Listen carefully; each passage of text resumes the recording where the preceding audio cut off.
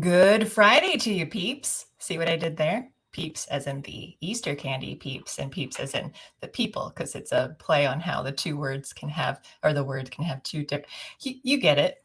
You get it. Welcome to Token Minority Report on Unsafe Space. I am your minority, Beverly. Today is Friday, April 15th, 2022, which would normally be tax day, but I think because it's also Good Friday, tax day is now on Monday the 18th, and we all love taxes, so get her done. Housekeeping. We have book club that is on Sunday, May 1st at 12 p.m. Eastern, hosted by our guest today, Thomas St. Thomas, and the book is Gulag Archipelago by Alexander Solzhenitsyn. On Monday, we have a live narrative dissonance with Carter at 2 p.m. Eastern.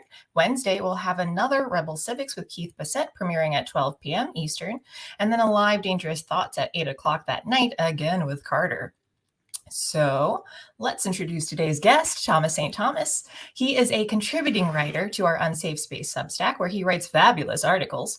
Originally born in LA, current Pennsylvania resident Thomas has spent time working in the restaurant industry, did some acting in Nashville and LA, was in the US Navy, currently works in healthcare, and is apparently obsessed with gardening. And I am excited to talk to him about all of these things and more. So without further ado, welcome to the show, Thomas. Hey, Beverly. Hi, how are you doing? I'm good. I'm not used to your intro voice. It was so incredibly professional. I was like, well, thank you. This person. Got to put on a podcast voice here and talk more performative. Yeah. So real quick before we actually get into anything, one thing after knowing you for a while now, I've never asked you, what do you prefer to be called? Thomas, Tom, Tommy? I always just think I always do Thomas, but I've never asked you. Right. I come across this question a lot, especially at work, because work emails always have your first name and then your last name, and then my badge for work has my first name on it. But my first name is actually Jeremiah.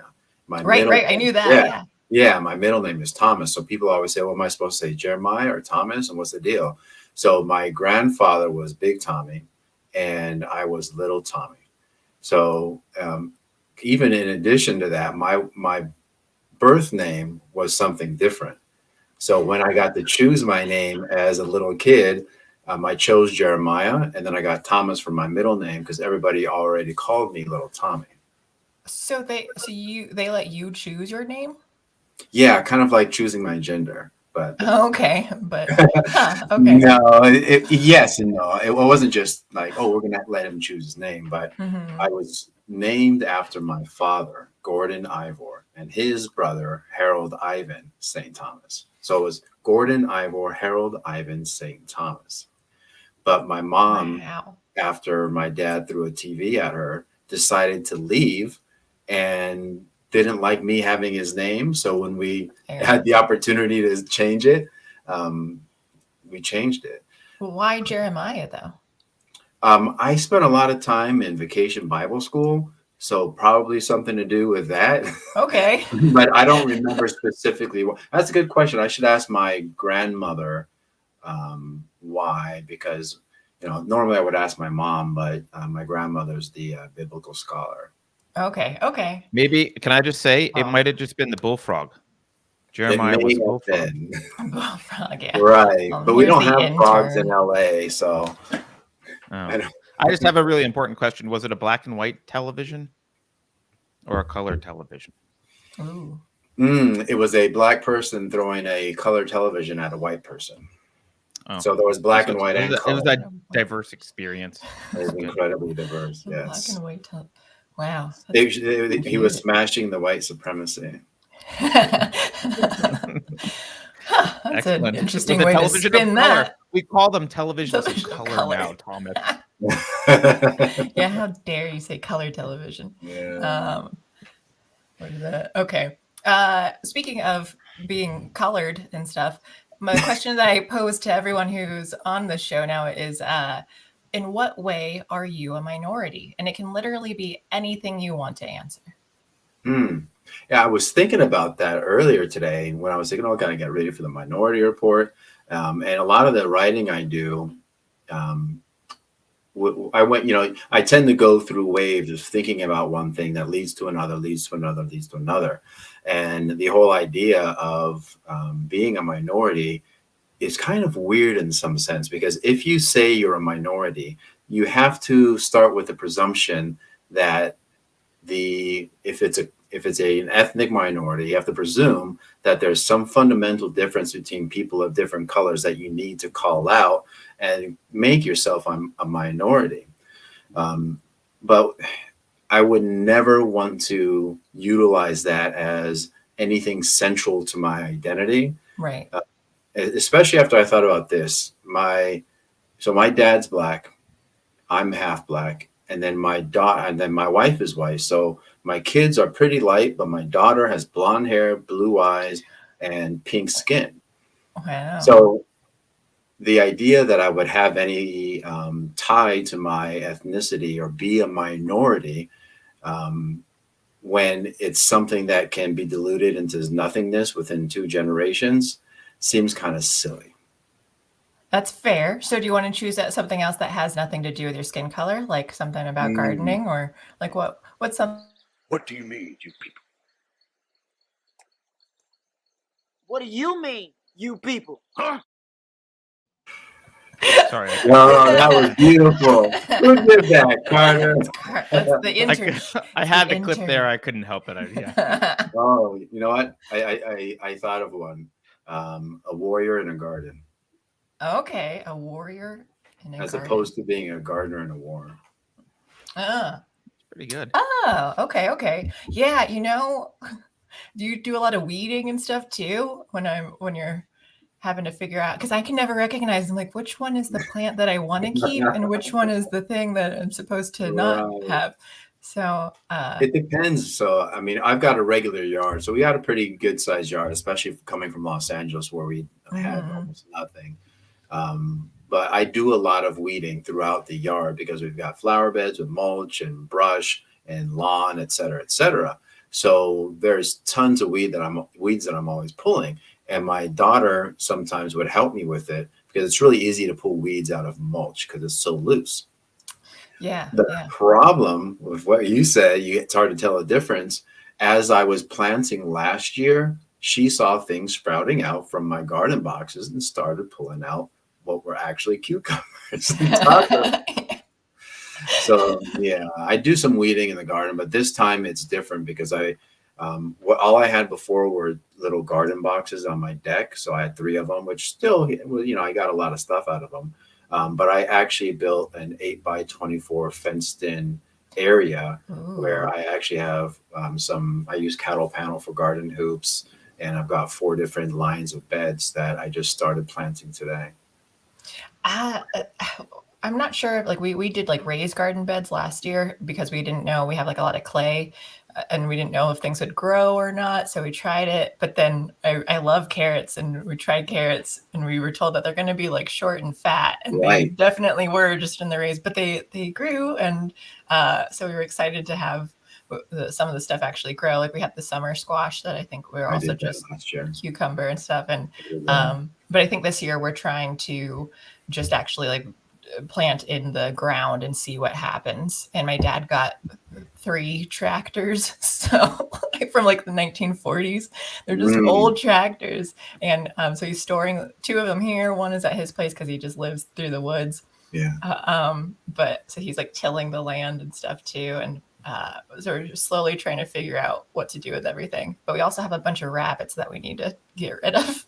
Yeah, which is why I did the fence, because during springtime there is not one day where I don't see at least 3 to 5 rabbits. Yeah, we have like 30 because they just live on, and they're like domestic rabbits that just the stereotype is very true with how much they breed. So yeah, they chew and chew and chew. So I mean, I've got plenty of area where I can plant. I'm just, most of my concern was what can I plant and actually eat, because I mean, even with the garden soil that I put in, all of a sudden I had tons of birds in my yard because the garden soil comes already with manure, et cetera, et cetera. So Right. it's full of worms. So now I've got flocks of birds coming into I my love the worms. yard. Yeah, exactly. I hate worms. That's the biggest thing that really puts me off from gardening is like, I would always say I had a fear of worms. I guess fear isn't the right word. It's disgust. Like I just don't trust anything that's just small and wriggly, and I hate it. Yeah, I get that because I was telling my son a couple of days ago, in the morning he gets on the bus. So we stand in the garage if it's kind of cold. So we open up the garage and we go to the end of the driveway and he gets on the bus. So as we were waiting 2 or 3 days in a row, a little bird flew out of the garage. And it made me think, oh, wow, there's probably a little bird in here. And I told him that I'm kind of scared of birds. And it's interesting because it's not the big birds that I'm scared of. Like if it was like my geese. Yeah, ducks, etc., chickens, I'll pick them up. But small little birds are Really? up. I just wow. I had a tiny bird in the house the other day. I was just finishing up on someone else's stream and then we were talking after, and then I kept hearing my cats running back and forth outside in the hall and yowling. And then I heard a chirping sound. So I went out and it was just like this tiny little bird that I think flew in through the window. So I had to catch it and it just stayed in my hand as I like held it outside waiting for it to fly away. But I think it was just like kind of scared and stunned, but yeah, I wasn't afraid of it, but I wonder if you would have been afraid. Well, I know I'm afraid, but I usually can get over if I need to, because that similar thing happened to where I found the bird and I finally got it out because it was in our house. And for me to get it out, I had to hold it. And then I had trouble getting it to fly away, even after I put it on the ground for a while. And I think that they got so freaked out from all the adrenaline and the stress hormones, and they just get so tired that they're just kind of laying there like, okay, I'm done. What are you going to do? I can't go anywhere. Yeah. Sometimes it's just like, you're like, well, this is it for me. I'm ready to die. Yeah. So they just rest up a little bit. And I went back out. I was like, you're still here? And I kind of, hey, move. And then they'll go away. When I was little, I had parakeets a bunch of times though. So then maybe I just got accustomed to that. Maybe I should have had like pet worms growing up and I would have been happier with them too, but they're gross. That's what Zato, I see. I don't trust anything small and wiggly. Yes, that is a quote I have said now. He also, with gardening, he said all the new plants are sus. Yeah, I can't. So then but if I weed everything out, then yeah, you get rid of all your good stuff too. That's Speaking right. your kids too, when you were talking about how like you're kind of, when you're with a white person and then like the less and less colorful their skin is, I have always been like, I don't know whether I want kids or not, but part of me wants children because I just want to see what it looks like to be like, I'm half Filipino. What does a quarter one look like? And then what does an eighth look like? Just to kind of see like how white. My boyfriend's a ginger. So I'm like, at what point would the child have red hair? Like, I love how disgusted you were with your, oh, that's right. Ugh, no, I was like, oh, that's right. It wasn't disgusting. It's okay. We all that's the right reaction, Thomas. It's fine. I always was that way in college. My friend loved gingers, and so I would always play off how much I hated them and just be grossed out by it. And so there you are. Tables have certainly turned. Yeah, it is interesting, and especially as dramatic as my daughter is different with the blonde hair and blue eyes. My wife doesn't have blue eyes either. Her brother has blue eyes, and my grandmother has blue eyes. Okay. So there's ways that it got in there. It's kind of we can figure that out. But wait, sorry, who on your family has blue eyes? My grandmother. Your grandmother does. Okay. Yeah. So, but I mean, it's enough to where we're so different. I wonder if people think, whose kid is that? That's well, my dad, I grew up with my dad who's white. And so then I always wondered, I'm like, what? And sometimes my friends and I would just joke that he was my parole officer. Cause I was like, yeah, like we don't look anything alike or just other things too. So I always wondered like, what are people assuming? Did he kidnap me? I don't know. That happened to me one time. Living in Los Angeles, we used to go to Tijuana somewhat regularly. And it was just my mother and I, and she's pretty white with light brown hair. And probably living in Southern California, being outside more often. I was probably a lot darker at the time too. But as you come back across the border, they have this regular question that they ask, which is, "Are you bringing anything back across the border?" And I remember my mom saying no, and then the lady looks at me and looks at my mom and says, "Are you sure?" And my mom was so offended. How dare you? Wow. Yeah. Geez. Yeah, I think you mentioned, I've seen it in an article, and then we kind of talked about it last year, I think, when we met up at the retreat. But your one grandfather was Chinese, right? yeah. So then I forget the story in that Big Tommy. Yeah, okay. Well, Big Tommy married my grandmother when my mother was a little girl. So there's no genetic connection there. But right, so step grandfather. Right, but he, being there since my mom was a little girl and long before I was born, and we were raised in his house, and he took us to school every day and made our lunches and slapped our ass. So to me, it's like that's my grandfather. Right. Did he bring in any cultural aspects then too from being Chinese?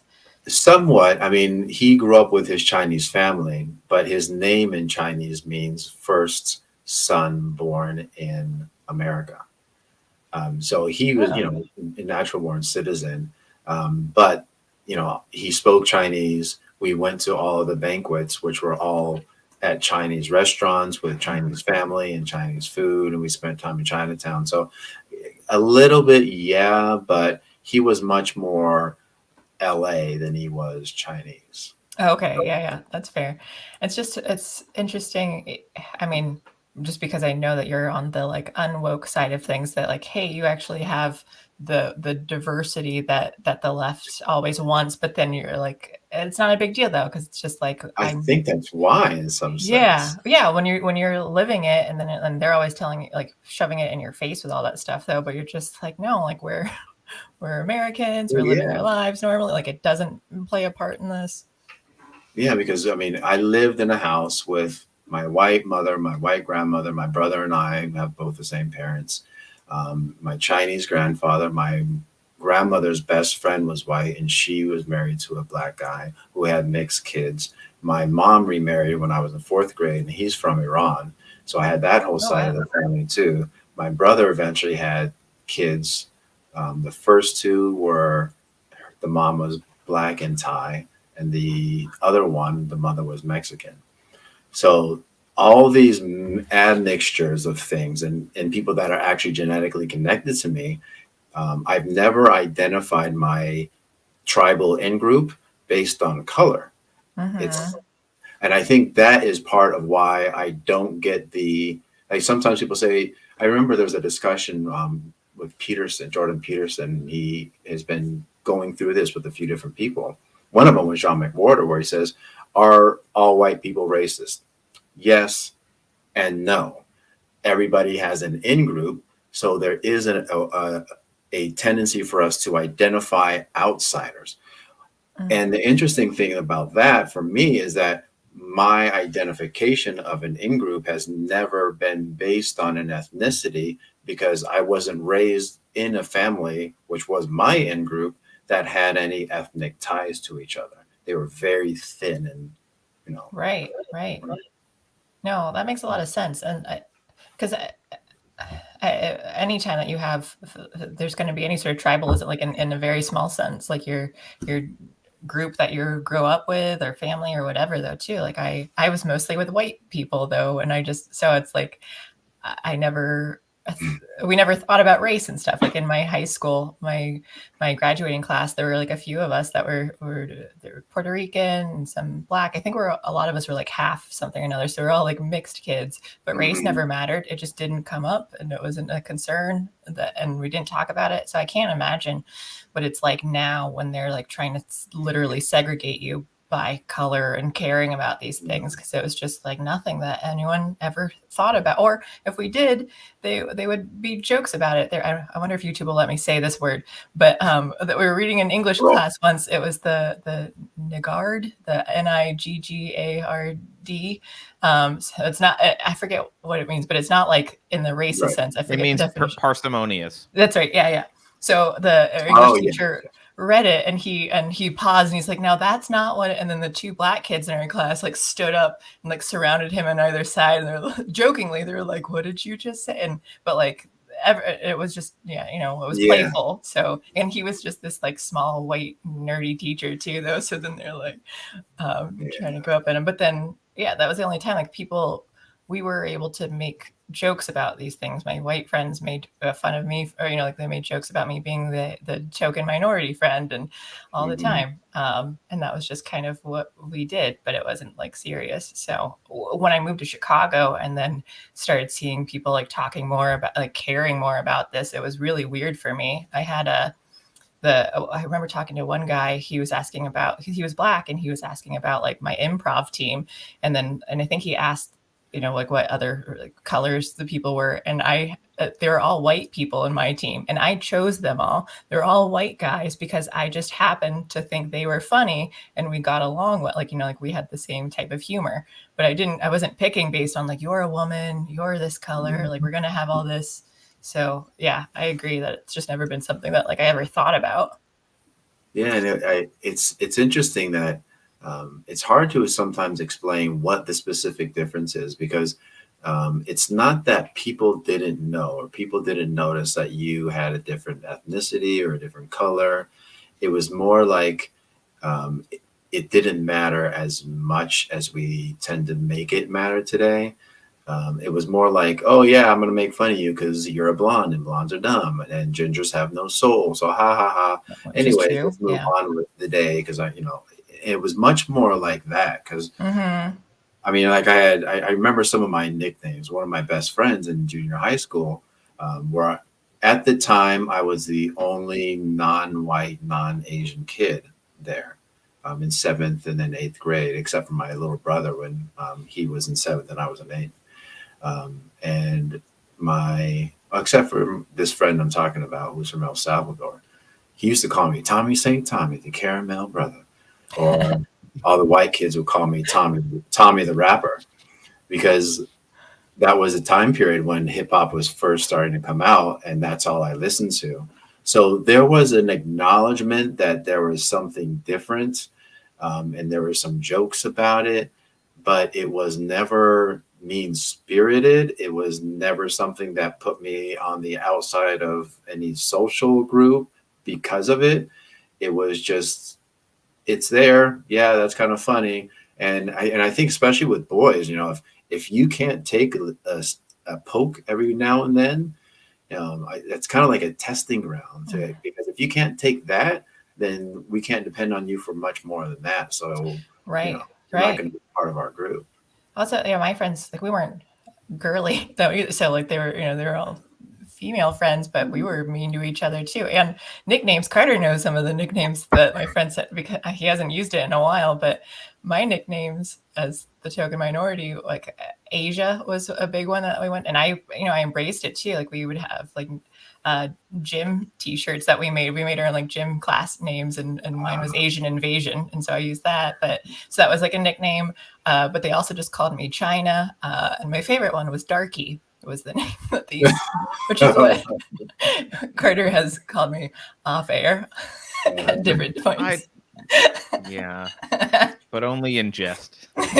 Right, yeah, no, and that's so again, it was just all playful stuff, and I didn't care though either, because it was like I like jokes like that. I like the ones that you can, I don't know, I think that was a reason why I stopped doing comedy in Chicago, because people were just too offended by everything and too sensitive, and like, this isn't fun anymore. So well, to Thomas's point though, this is important, because it's important, especially in I don't know about female circles, but it is important in guy circles. Guys intentionally, it doesn't matter if it's racial or anything else, guys find something to mock you about and pick on you intentionally.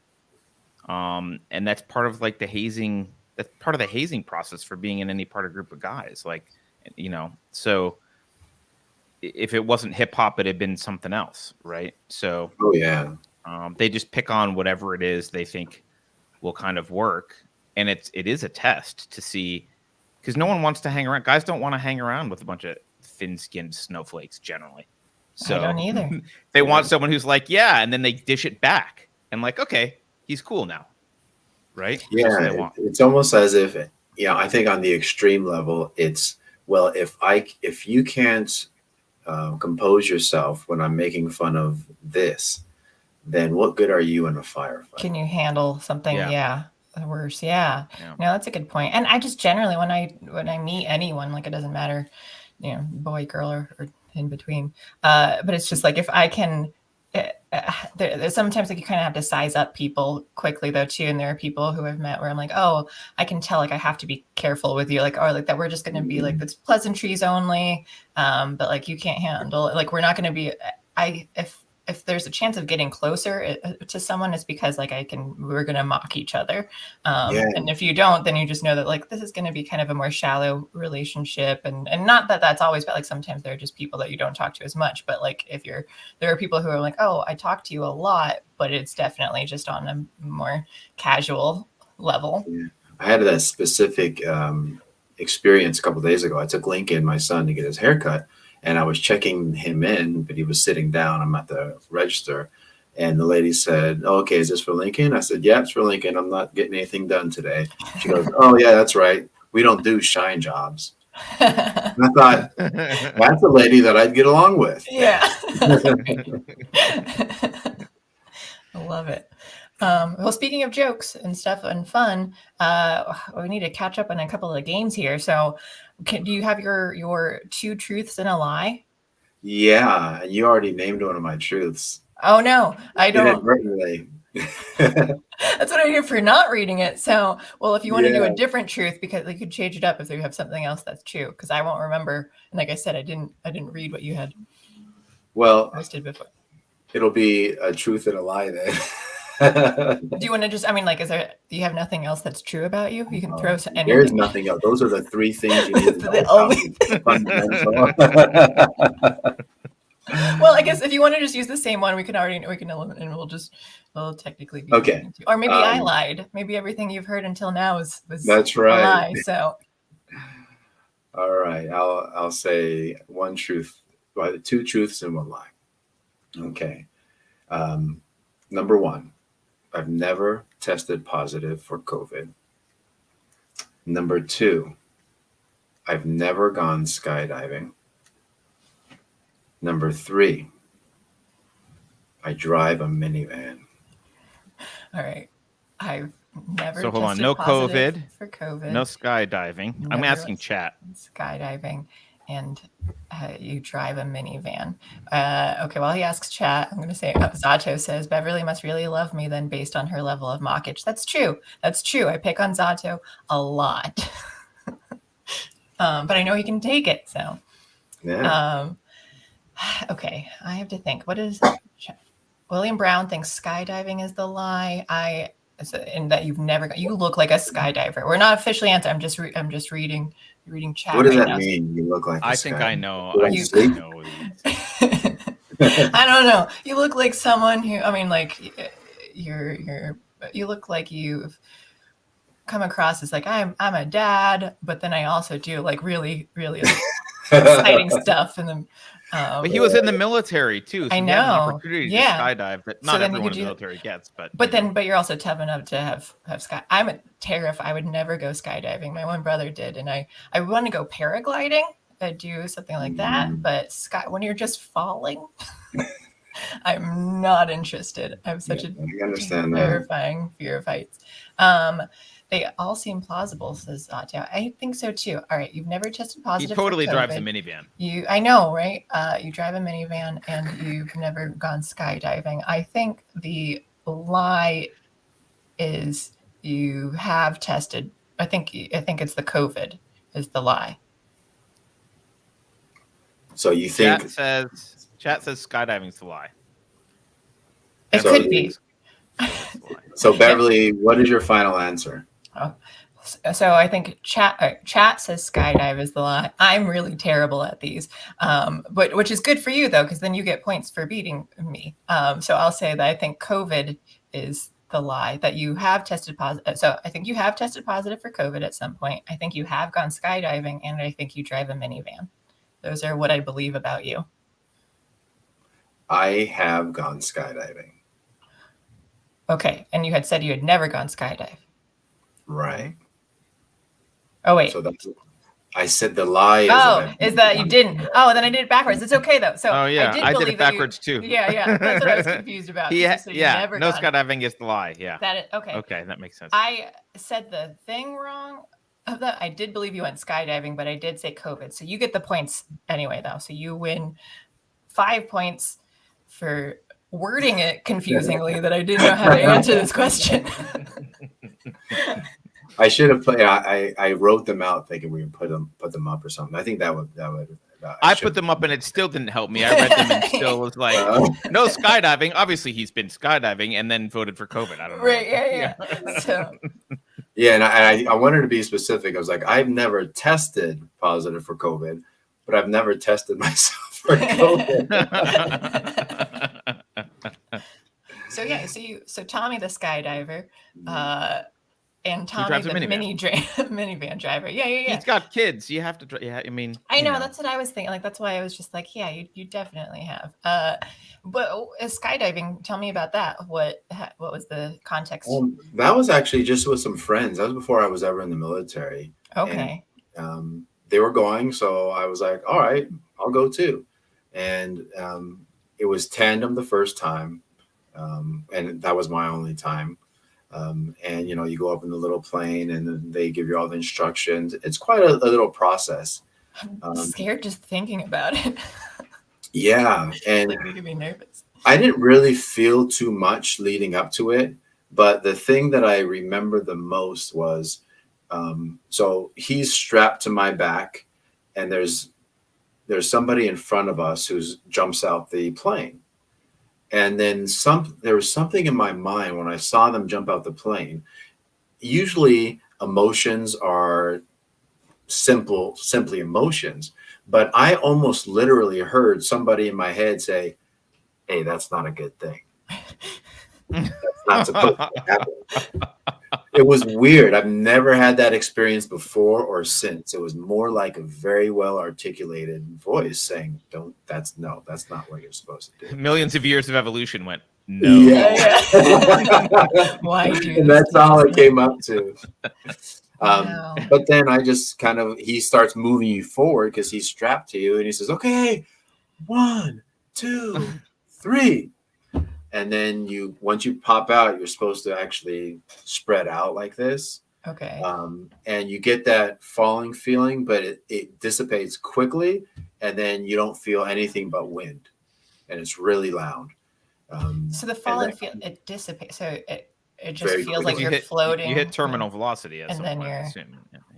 I think it's even sooner than that. I don't remember experiencing a falling feeling for very long at all. It wasn't like a roller coaster that never ended. Okay, so maybe I'd be less scared because it's the falling part that that where I'm like, hey, I'm gonna die now. But you're still falling, Beverly. I know. Oh, I thought I could just fly. It almost seems like that because when you're that high up, and probably even more when you're higher, but it's not like it's not like jumping from the roof and you see the floor coming quickly. You're so high up that it doesn't really seem like you're moving down towards the earth that quickly.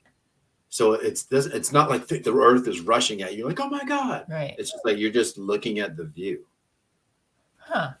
Okay. Well, you're making it sound less extremely terrifying. I wouldn't do it again.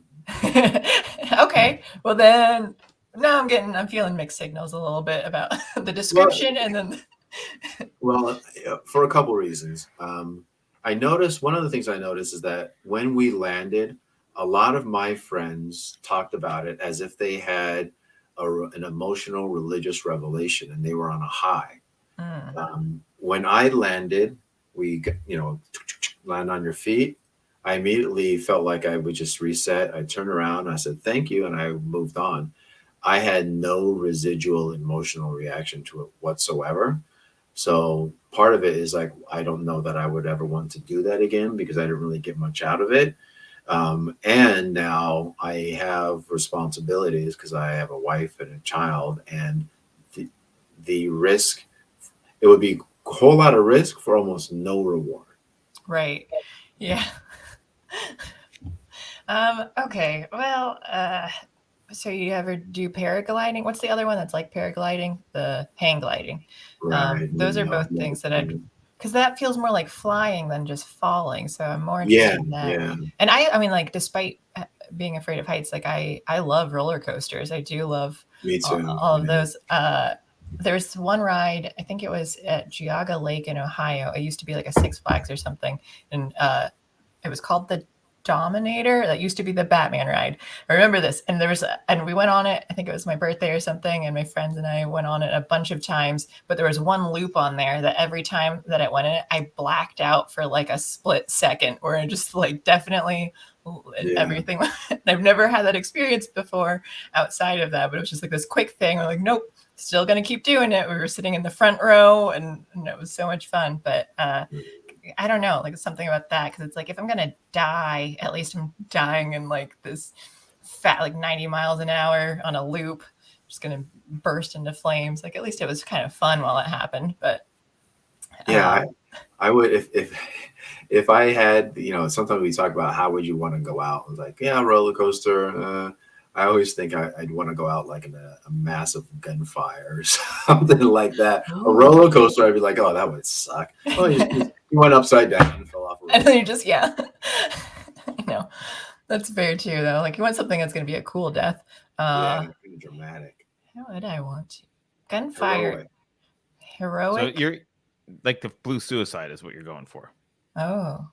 Suicide by cop? Yeah. No, I'm thinking like, that'd be like a villain. You find a depends on whether the cops are villains. Yeah, that's true. That's fair. I don't know, find a convention of pedophiles or something, and you just go out and blast it or something. Something more like that. I see. Or like the IRS.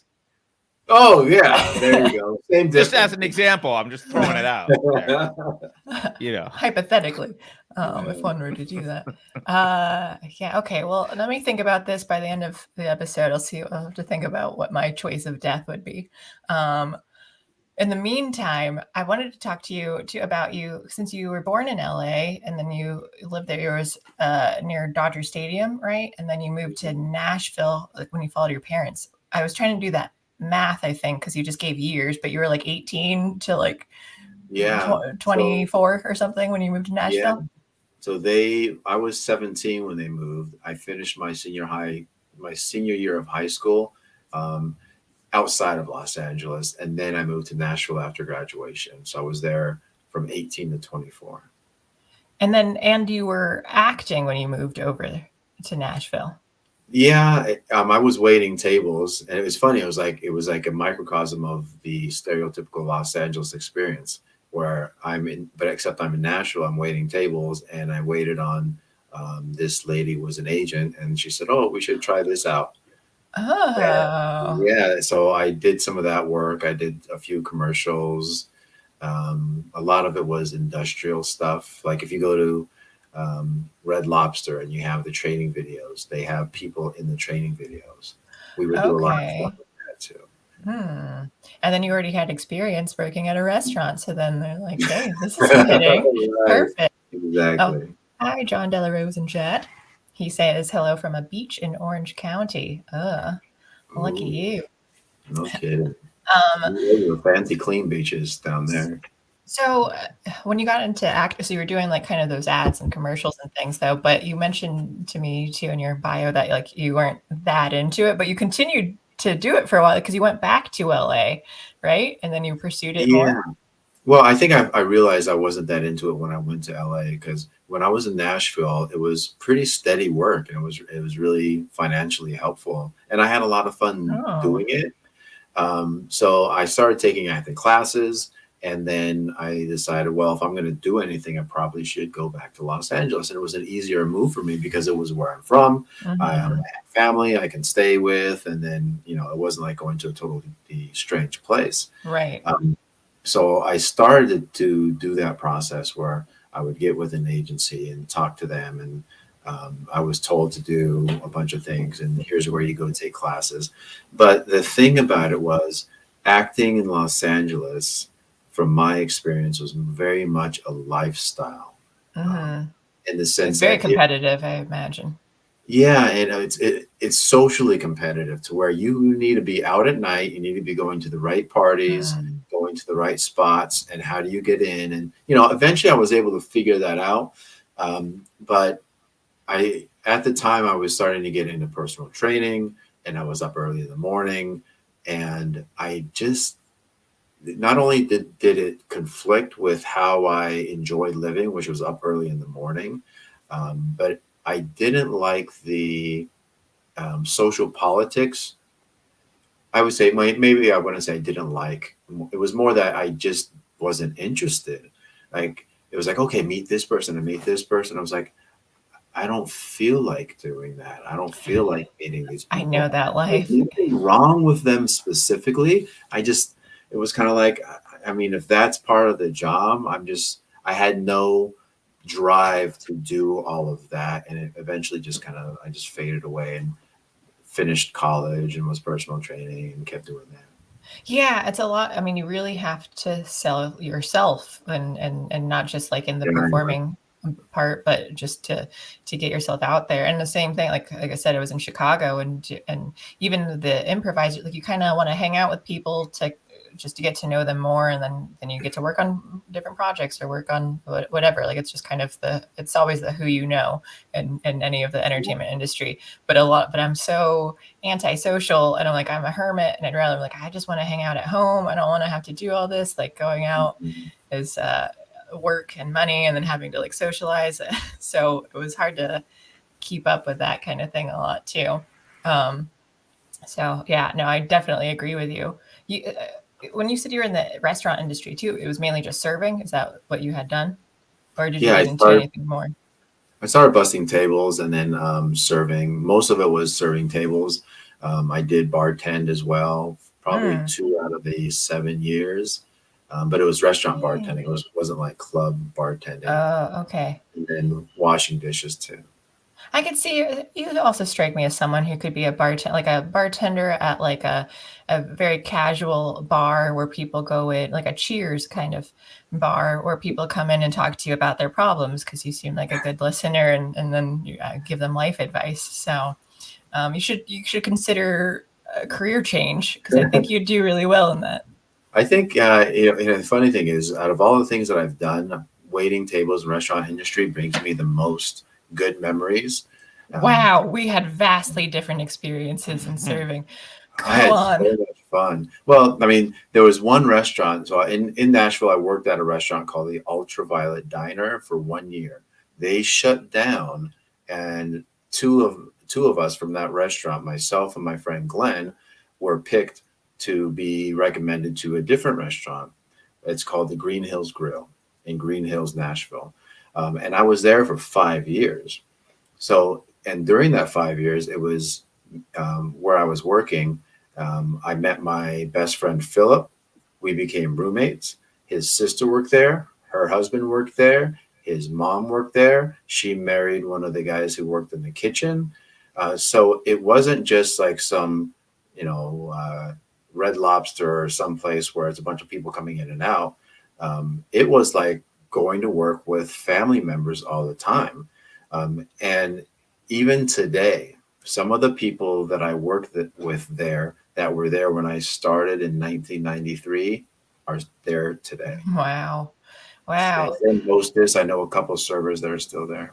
I know that like a lot of times in the industry too, like the people get pretty close. Like I didn't dislike the people that I worked with, but then it was the customers who were always the worst though. So that became, and I don't know, I worked as a server at Second City Comedy Theater. And so with that, it's different than just like a regular restaurant though, because you're doing it during the show, and like so beforehand and during. So then you're having to go out into the theater in the dark, quietly. As you're like getting their orders, you're carrying like 20 drinks on a tray, and you're trying not to get in the front of the stage. People are like trying to take drinks off of your tray, which will like make it wobble and topple over. And then it was also like half sales job too. So like you're also having to upsell them really overpriced drinks. And I was like, this is not worth it, but I guess you're here. Like I want you to buy it so that you're spending more money. But for me, it was like a very soul sucking job. Like the people were fun, like the atmosphere could be fun, but then it was just, I was there for 3 years, and by the end of it, I was miserable. And so I definitely have different feelings than you do of your memories there. Well, yeah, we of course had, I mean, I remember some specific patients, I'm in healthcare now, customers that were not fun to wait on. It would be annoying, but you know, I wouldn't say it wasn't like an upper class restaurant, but it was in an area of town that was a little higher in class structure. But the restaurant itself was probably more Americana. So we'd have a lot of regulars there. So I would say every shift I worked, not only was I working with people that I knew very well, that I know to this day, but I waited on people who knew me by my first name and vice versa. So it was much more family oriented. Not that families necessarily were coming in strictly, but there was a familiarity with everybody. So that made it fun as well.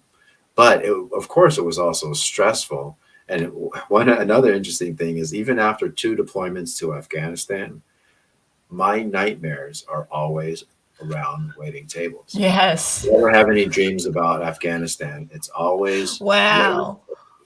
I mean, I don't have Afghanistan experiences, but I definitely, when I've had dreams where I'm just like waking up, I forgot to take that water to the table, or I forgot and then I always show up to the restaurant and I can't find my uniform, so I have to greet my first couple of tables with nothing but a pair of pants on and no shirt, and I have to explain why. It's so embarrassing, and I forget the order. It's just all that kind of stuff happens all the time in my dreams. And I hate it. I was like, I'm miserable when I'm awake and having to do this, and now I'm dreaming while I'm asleep. I'm still working and I can't get out of it. And it was just like, I can't do this anymore.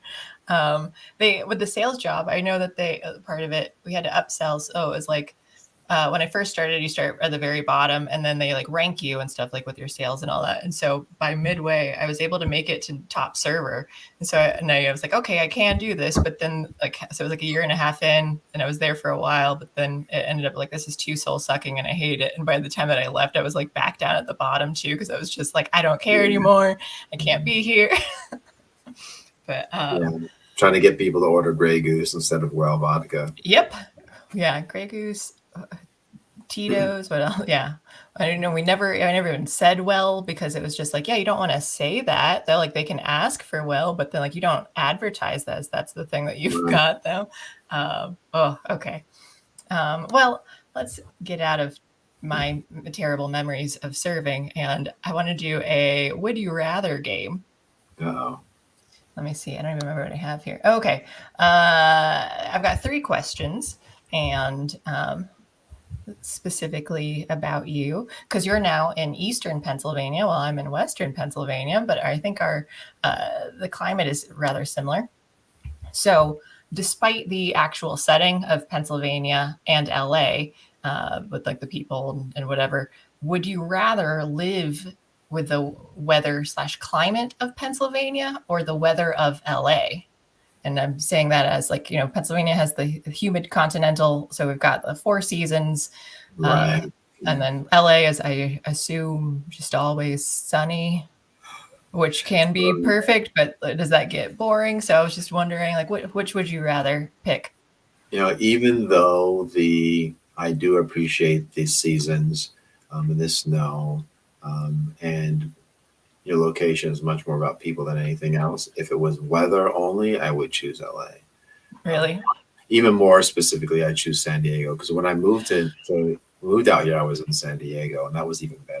Oh, see, that's what I really want to go to San Diego, but but those are different locations. So you'd have to choose just LA. You don't even get that's off the table. But from what I've been told, San Diego is like my dream weather, I think, because it's like 70 degrees always. And yeah, it sounds. But you wouldn't be a token minority anymore. You'd just be another Asian chick. Everyone else.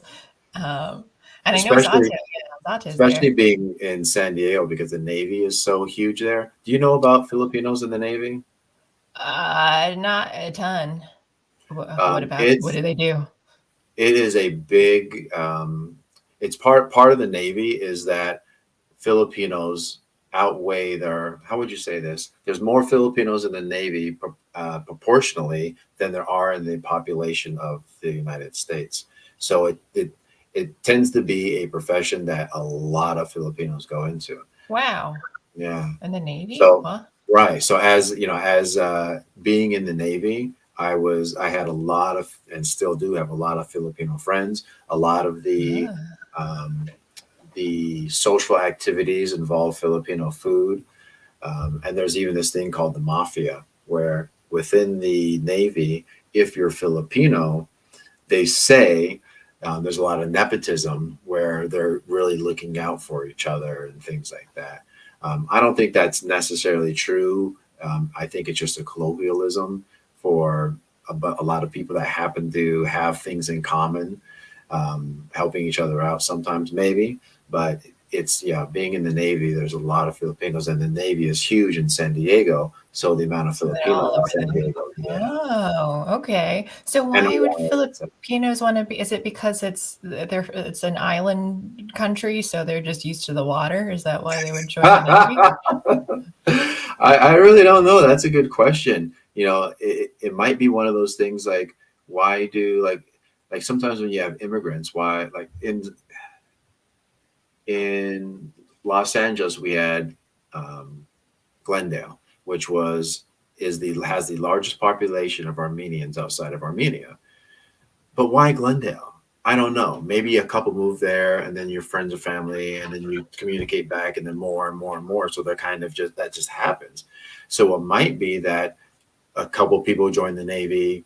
They say it's a good job, it's steady, you get health care, and then more and more and more, and it just a positive feedback loop like that. I really don't know. I don't think it necessarily has anything to do with the specific job itself, because you could probably do the same thing in the Air Force. The Army and Marines would be a little tougher because you're going to spend a lot more time as a grunt.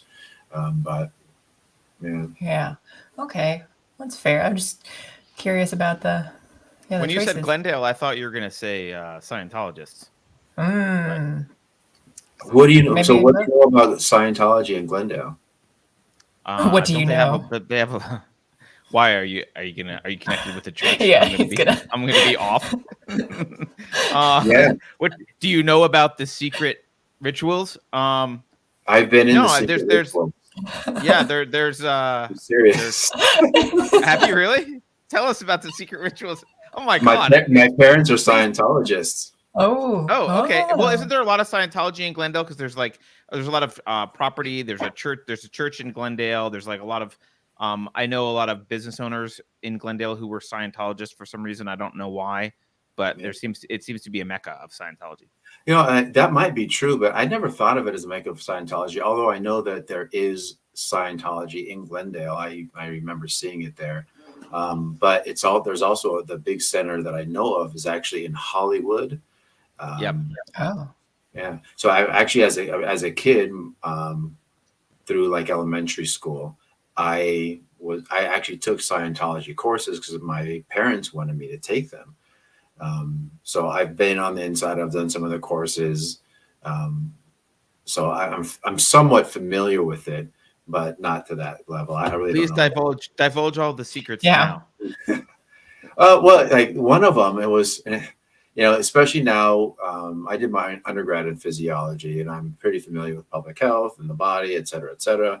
So one of the very early courses I did, there was some kind of cleanse thing where I think the idea was to make sure that you rid your body of toxins as a means to be healthier and more conscious. And that way, when you take the courses, you'll have a better ability to think straight. And you probably should do it regularly, because there's a part of Scientology that does look at like diet and organics and things like that. So the idea is you have to go into a sauna, and while you're inside the sauna, prior to going in the sauna, you take some vitamins. One of those vitamins is niacin, and it's a large dose of it. Geese really need niacin too. Yeah, if you've ever taken a lot of niacin, what it does is it gives you a tingly feeling all over your skin. And it has something to do with the blood vessels opening up. And in their mind, it was that the blood is coming to the surface. So when you're in the sauna and you're sweating, it helps to rid your body of the toxins.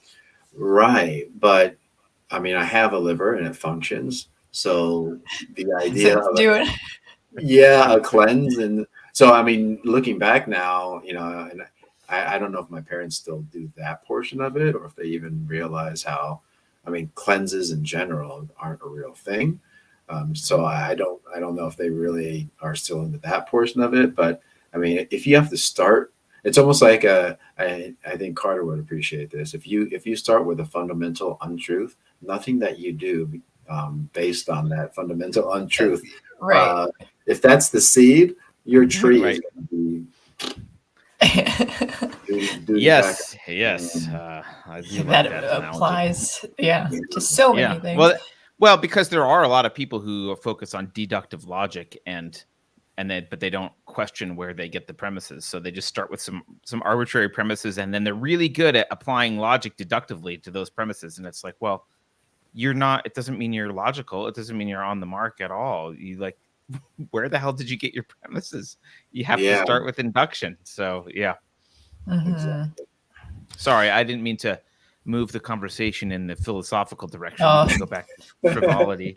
I'll shut up and drink my water. Hey, that was my fault. I mentioned Carter and ideas. Yeah, see, he was planting these seeds.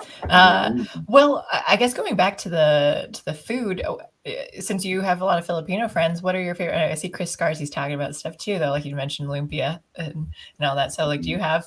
I know adobo. I know lumpia. I remember at this restaurant in Chicago that we'd go to, that was a Filipino place, they also had spaghetti and hot dogs. So what is one of your choice foods of the Filipino culture? Well, it's definitely not balut. I've never had it, but my mom has talked. That's where you bury a raw egg in the ground for like a long time until it. God! Wait, I have to show people this horrid thing. Sato, I agree. I love spam. Yeah, let's see it. I mean, do you really? Okay. Yes. You really want to see the balut? I think my. I know. I got it. It's a little bit more than what Beverly said. Yeah, I can't remember what else it was, but like I know my dad has had it. I think when he was. That it grows. Yeah, that's what I thought. Like it keeps growing. That looks like a bird. Yeah. Just to be clear, this does not look like a normal egg. That looks like a bird. And I still have a group chat that I'm on, and it goes back and forth every day from some military friends, and at least 3 of them are Filipino. So every once in a while they'll throw this. I'm eating Filipino food. Check it out, guys. You down? And they're like holding it. I'm like, oh, hell no. I can't. Yeah, I can't keep it. No. All right, we need some sort of warning at the beginning. I'm gonna eat. But I didn't realize. I didn't realize until as I was putting it up. Like, that's not just an egg. Yeah. But I do like lumpia. It was funny. Whenever I saw lumpia the first time, I thought, oh, those are egg rolls. I'm not a big fan of the normal, like the bigger egg rolls and stuff too, but I love lumpia. My mom would make it. She's a vegetarian or pescatarian now though, but she'll still make lumpia with beef and shrimp and stuff. I love flan is also because I know it's because the Philippines were ruled by Spain and stuff. To say I don't know where it initially came from though, but that was something that she would make too, and I love that. So that might be my favorite, but I don't know. many other foods outside of pretty much Yeah. the few things that I know I really like, though. Yeah, and I always thought that was really interesting, especially hearing Tagalog with the Filipino language all the time when I was in the military. Um, Hearing all of the Spanish words, I started to notice like that sounds like Spanish. Very Spanish. I realized how much of an influence Spain had there. It wasn't just we were there for a while and left. It's like it's injected into the language permanently, and what they eat too. I think, and culturally, that they, from what I've read, at least, I think, how they, like Filipinos, I think the islands, they all have, like, they look pretty different though too. They're just structurally. Right. But one thing that I've heard is that like they do like lighter skin now, and I think because Spain, when it came in, that they were like that. Oh, they're wealthier. They're so like they kind of had this classist thing of that, like with the Spanish, you're gonna be lighter skin. So the lighter skin you are, the better you are. So that became I think my mom told me too, like if I ever went there, that like they would like me because I have got lighter skin compared to them. So because I'm half white, so they would really like that. And so. I don't know. So I think that's interesting too, that that's just kind of, a psychological thing that's throughout them. And it's amazing how easily we use visual cues to identify people in certain groups that we want to be in. And I think we saw that a lot here during slavery and with the mixes. And if you're lighter, you get to be in the house, and then you're associated with maybe being smarter and so and those things stick around a lot longer than people tend to. But it's funny. It was like I remember being in high school, and that was still a cool thing to be light-skinned Black. There were a lot of singers out there like Albie Shore and all these like sexy light-skinned dudes. But that seems to have gone away. And I heard somebody say that Tupac ruined it for light-skinned dudes. Because once they got famous, it was like, nah, we're going to do this the Black way. Black of the berry, the sweet of the juice. And I was like, well, there goes my shot. Thanks a lot, Tupac. I guess Otto says, I think that's an Asian thing, right? Darker skin means you work in the fields. That makes sense too, though. That like, okay, that if you're indoors more, you've got fair skin, and and just maybe not even Asian, like anywhere too. Like anyone who's going to be inside is going to be pastier. So that makes sense. Okay. Well, I think that was just the first question of would you rather. So we'll get a point for that. Second question. So let me see. What is this? Okay. Since you said that you weren't into acting, and you said that you kind of, that you enjoyed working as a server because you kind of had a familial thing. If you had to choose, would you rather, and you couldn't be in any sort of healthcare or anything else, it's just between these two, would you rather be an actor or would you rather work in the restaurant industry? Restaurant industry, easily. Really? So you...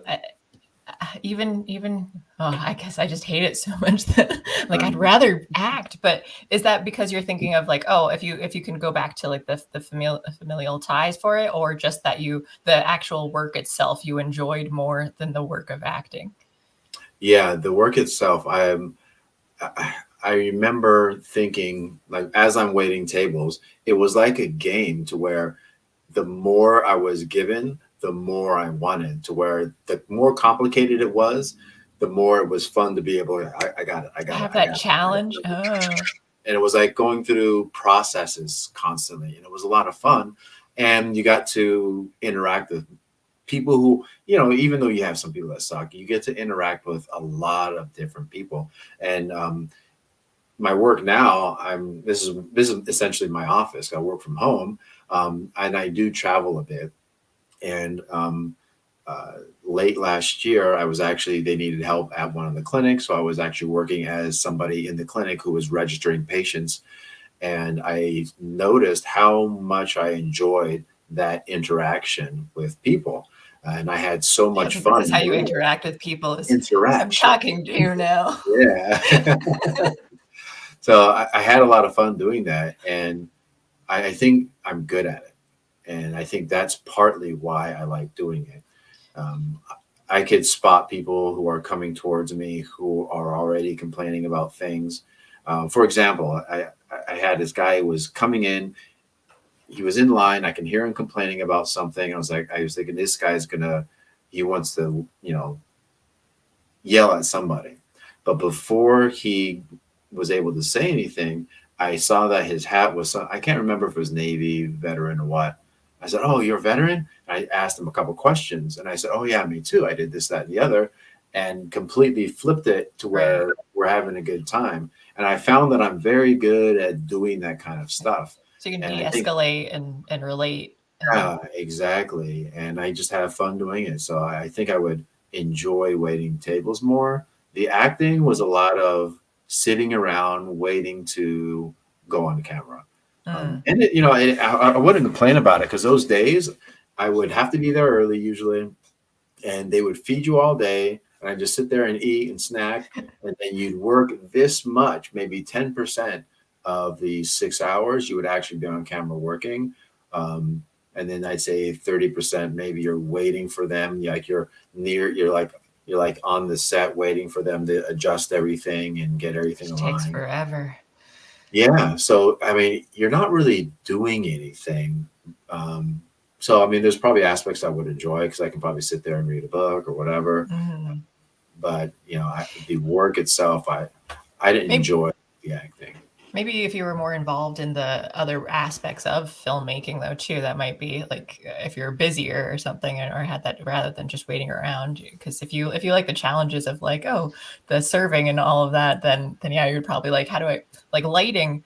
I hate handling lighting and filmmaking. Like I always had to get like other friends in college to do that part, though, because it was just like you could spend like 3 hours just trying to set up the lights correctly for like one shot, and I was like, this is terrible. I just like comedy, which is all flat lighting. I don't need to be like fancy with anything, just light them up and we can see them, let's go. So yeah, maybe you'd enjoy that more. I think it's interesting with your I guess socializing with the tables, and that was maybe I would enjoy that more, but I didn't get to, because again, when you're doing it in the theater, it's a rush. I would have between 50 and 75 people that I would be serving at a time, like during a show. So then you're just like running around and like from table to table constantly. So you don't have time, and you're just like having to whisper to them and like figure out. And sometimes they would like, they would make the worst gestures of stuff too. Cause it would be like, yeah, like, what do you mean? I had someone, they would like hold up their cup and point to it, which I think like, okay, that means like you want another one. So I'd go back and bring it back to them, and they're like, no, what they meant was, I have my drink already. It's this one right here. I'm good. I don't need another one. I've got this one here. Like, why would I know that? Yeah. Well, if you don't need anything, why are you even gesturing? Yeah. Like, so don't talk to me unless you need a drink. Or like they nod or something, and like, or whatever gestures that would make, and then be so confused when I'd bring them another round. I'm like, I So it was rough, but if I got to like actually talk to them more, maybe that would be okay. Right. I think for me, it was a lot of the process stuff, and a lot of the work I do in healthcare now is process related. Like yesterday, I walked into a clinic where we're going to start utilizing automatic kiosks for check-in. So when I walk into a clinic and I see where everybody's sitting and I see where the patients are coming through, my mind just starts going, doo, doo, doo, doo, doo, like this should be over here. Why you put this there? And it's very similar to waiting tables, which was a whole lot of things that have to happen in a certain order and a certain flow. And I think that's where I start to match up.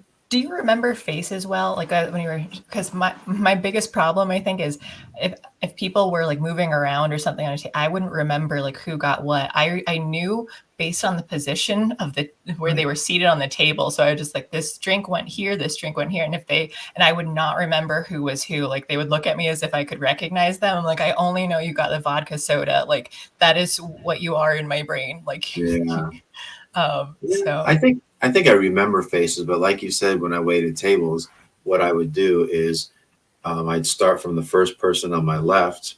I would always stand in the same spot, and it goes 1, 2, 3, 4, or however many people are there. So it was person number in that order. So that's how I would remember orders and where they go. It wasn't related to a person. So if I did know that they switched seats, I would make a note on my pad so I wouldn't do that. But you know, if I had to just do it by faces, that probably would be a bit tougher. Yeah. And again, when there's so many people, maybe it would have been better if I had less amount of people, but Yeah. I don't know. It's a really different environment there.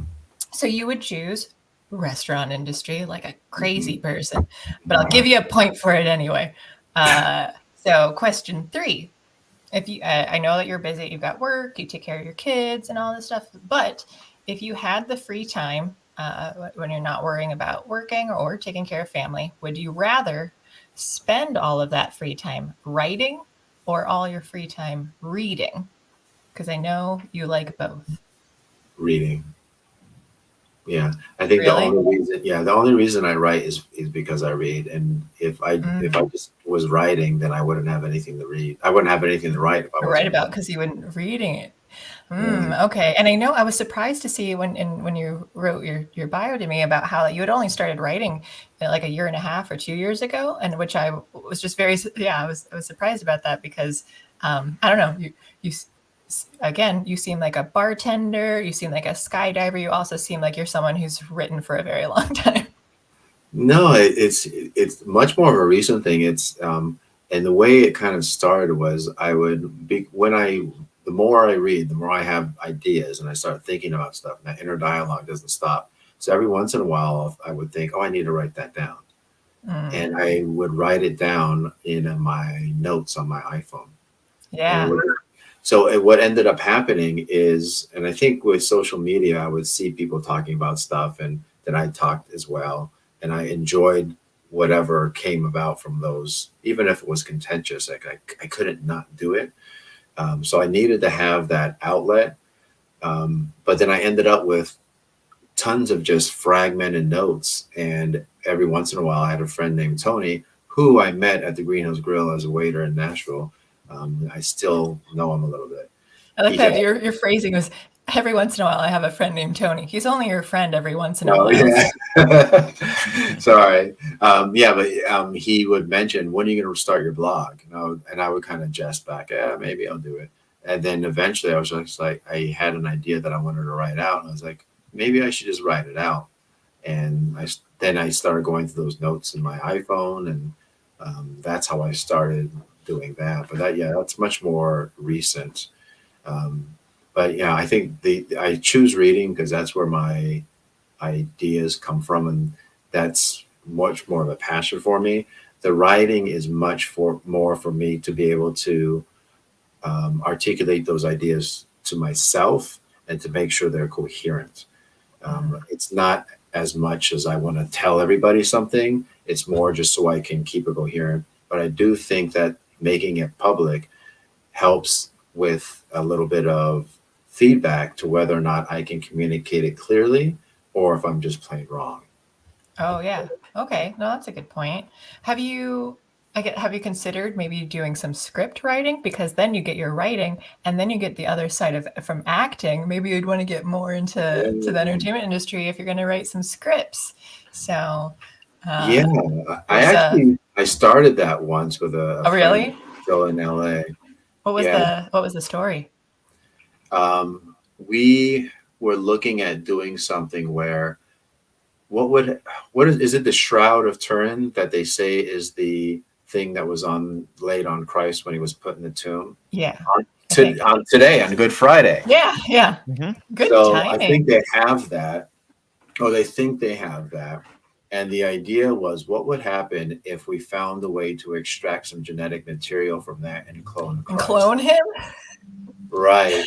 And it wasn't from a comedic viewpoint. It was from and there's a lot of biblical stories that are like that, especially like in the book of Enoch and the Revelations, to where the idea is the man's sense of desire reaching up for what he can do without thinking of what he should be doing brings upon the end of the world. So if they are actually doing that, who is this that shows up? Is it actually Christ, or is it the actual Antichrist? Because you reach for Christ using your desire for power instead of waiting for him to come in the natural way. Huh. Wow, that's interesting. But you never finished it? No, we had a falling out, and it didn't. You should have taken your half of the script. Well, I don't even remember how much we did. We took a lot of notes and stuff, but I think it's a good idea. But I don't know that most of the stuff that I read and think about is very nonfiction. So I don't know that I would be good at doing fiction. Oh, I think it's a challenge that you could take upon yourself, though. You like challenges. Well, Beverly, maybe we'll write a script together. Yes, let's do it. Yeah. I just talked we'll talk about someone cloning Christ.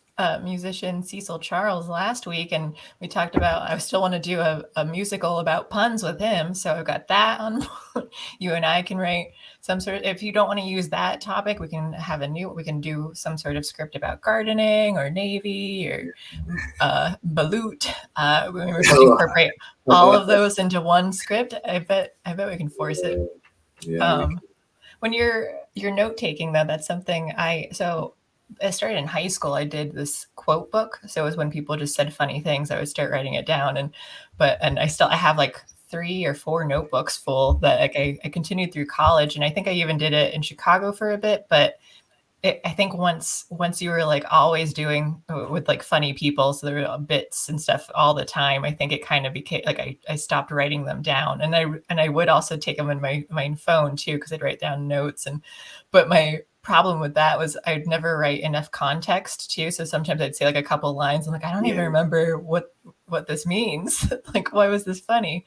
Yeah. But and I want to get back into it. I still have them on my bookshelf too, to just like print them out. But it's nice. I guess it was my only way of like keeping a journal, because I'm too lazy. Like, anytime I've started any sort of diaries or journals, I'd be really into it. I'd write like, every day, and then slowly you can see like, oh, I'm just like, here's a couple pages, and then like here's a paragraph. Here are just some like key points that happen, and then I just give up. But I like, for writing, I like sometimes you like the commitment of like you trying to like keep active and all that, which I have not done. So I really like the idea of like, hey, I need to commit to Thomas and writing a script now, because that'll make me write some stuff. Exactly. Yeah. Because I think that would be fun. Everything I do though ends up making it more silly, or like, I go in the comedic direction. So like anytime I hear even just like plots of something, like, oh, what can I do that would make that into like a comedy though? And so it's hard for me to take anything seriously, because that happened in high school. My friend and I volunteered to they were going to do like this historical tour of a local cemetery that had like some semi-famous people. Mm-hmm. And I'm like, this is really boring to me. Like, I'm not interested in history. I don't know how, like, I can't do that. But once I was able to like say like, hey, can we make we were doing sketches, like, so we'd take a tour around the cemetery, we'd do sketches of these people. We did it with our drama club. But once I could make it like, this is going to be like funny stuff, like it was like stuff that technically happened, but we exaggerated it to make it funny. I'm like, okay, now I can get behind this. So instead of just a regular tour guide, we had 2 people. So one person would give the actual information, the other person would like make a lot of jokes and stuff and say a lot of dumb things. And I'm like, I'm going to play that one. I don't have to memorize real information, and I can just say stupid stuff. So that was like the only way that I could like get behind doing that. I mean, I think with any story though, there's probably some great utility in even if that doesn't all of that end up in the story, there's probably some great purpose in having that jest about it. And it probably would make the story itself better, even if it's supposed to be somewhat serious or factual as well too. Well, and that's probably the biggest thing, like in any story where you can't have something serious all the time. Like, you need to kind of have something to lighten the mood a little bit, because if you're emotionally invested and you're always feeling down about like whatever the serious topic is, though, like that's just really hard on a person psychologically. So you need to kind of have like just like in any dramas and stuff that you see on TV, I think the better ones, like you just have like, here's this joke that they threw in, but like this isn't a show about serial killers and like I'm watching Criminal Minds, but you have like the characters have some banter that you're like, oh, here's just a fun part. But then like, now let's get back into all the murders and gore and all that. But so that reminds me of Gulag, actually. I don't know. Have you been reading it? No, ask the intern. He might, he's working on it. I downloaded the audiobook because I was like, I have so much reading on my plate right now. I downloaded the audiobook, so that's the direction I'm going. Yeah. But it was, it reminds me, one of the things I enjoyed about it is the humor behind it. And it's weird to me. Well, I guess, I think this applies here to what you were saying, because we're looking at people being imprisoned and tortured, et cetera, et cetera. But he has a weird way of still bringing humor into it. One of the lines I remembered was, he said that the Russians didn't have gas chambers like the Nazis did because they couldn't afford them because of the communist problems with communists. Oh, okay. Like, okay. And he does a lot of that stuff throughout. So that makes me more like, now I really want to read it. So I need to. And I think that anyone who's out there who hasn't started it, it's not as daunting a task as I would think a historical book would normally be. It's much more literary than it is just people who got jailed and tortured. Okay. Yeah. And I think, especially when you can add in that personalization and kind of making some fun in it too, though, like that just always draws me in more. But I have too many books that I like get and then not finish. Like I start and not read. I I told Carter that it was the other day that I was like, I think today is like my second 2-year anniversary of when I started watching Unsafe Space, when I just like joined in and watched from the very episode 1 all the way through 420 episodes at the time. Because I'm a weird completionist about watching shows. But so then I think Keith the Hat Guy was saying that he thought the 2-year anniversary was the paper anniversary. So Carter asked if I wanted a book, and I said I want a book called S by J.J. Abrams, because I think that one is just the way. And I started reading it, and it has like it's a fake, like a real book, but then there's also like 2 people are reading this book and they write notes in it, like on the sides of it, and then I think there's some sort of mystery. I think there's like different layers to it, and it was just such a neat concept to me that, which is also the book that I never finished too, that Alex Maselli has mentioned. What's it, House of Leaves? So that seems really interesting. Like, I think I'm gonna probably end up reading that one. Yeah, like I need to start because it was a couple years ago, and then I lost the book is somewhere. But I really like. I think I like interactiveness in different things. So like when in a book where you're like, oh, what kind of interactivity can I have on here when you don't expect it? Like I'm not just sitting and reading straight through. Like there's more to this. So I like that in TV shows and games and all that. It reminds me that sometimes when I buy new books, books that are new to me, if I don't order them from like Amazon or something, sometimes I'll get them and they came from a library or somebody's personal collection, and it'll have a couple notes in there or some highlights, and it does always make me think, oh, that's interesting. I wonder why this person highlighted this. What were they thinking? There was a bookmark in one of the recent books that I just finished, and it was a bookmark that was a newspaper clipping of some archaeological find that had to do with the subject matter of the book. And I don't know if he used it as a bookmark or just had left it in there, but it was interactive in that sense, because you remember that there was somebody else reading that book, handling it, thinking about it, and interacting with it.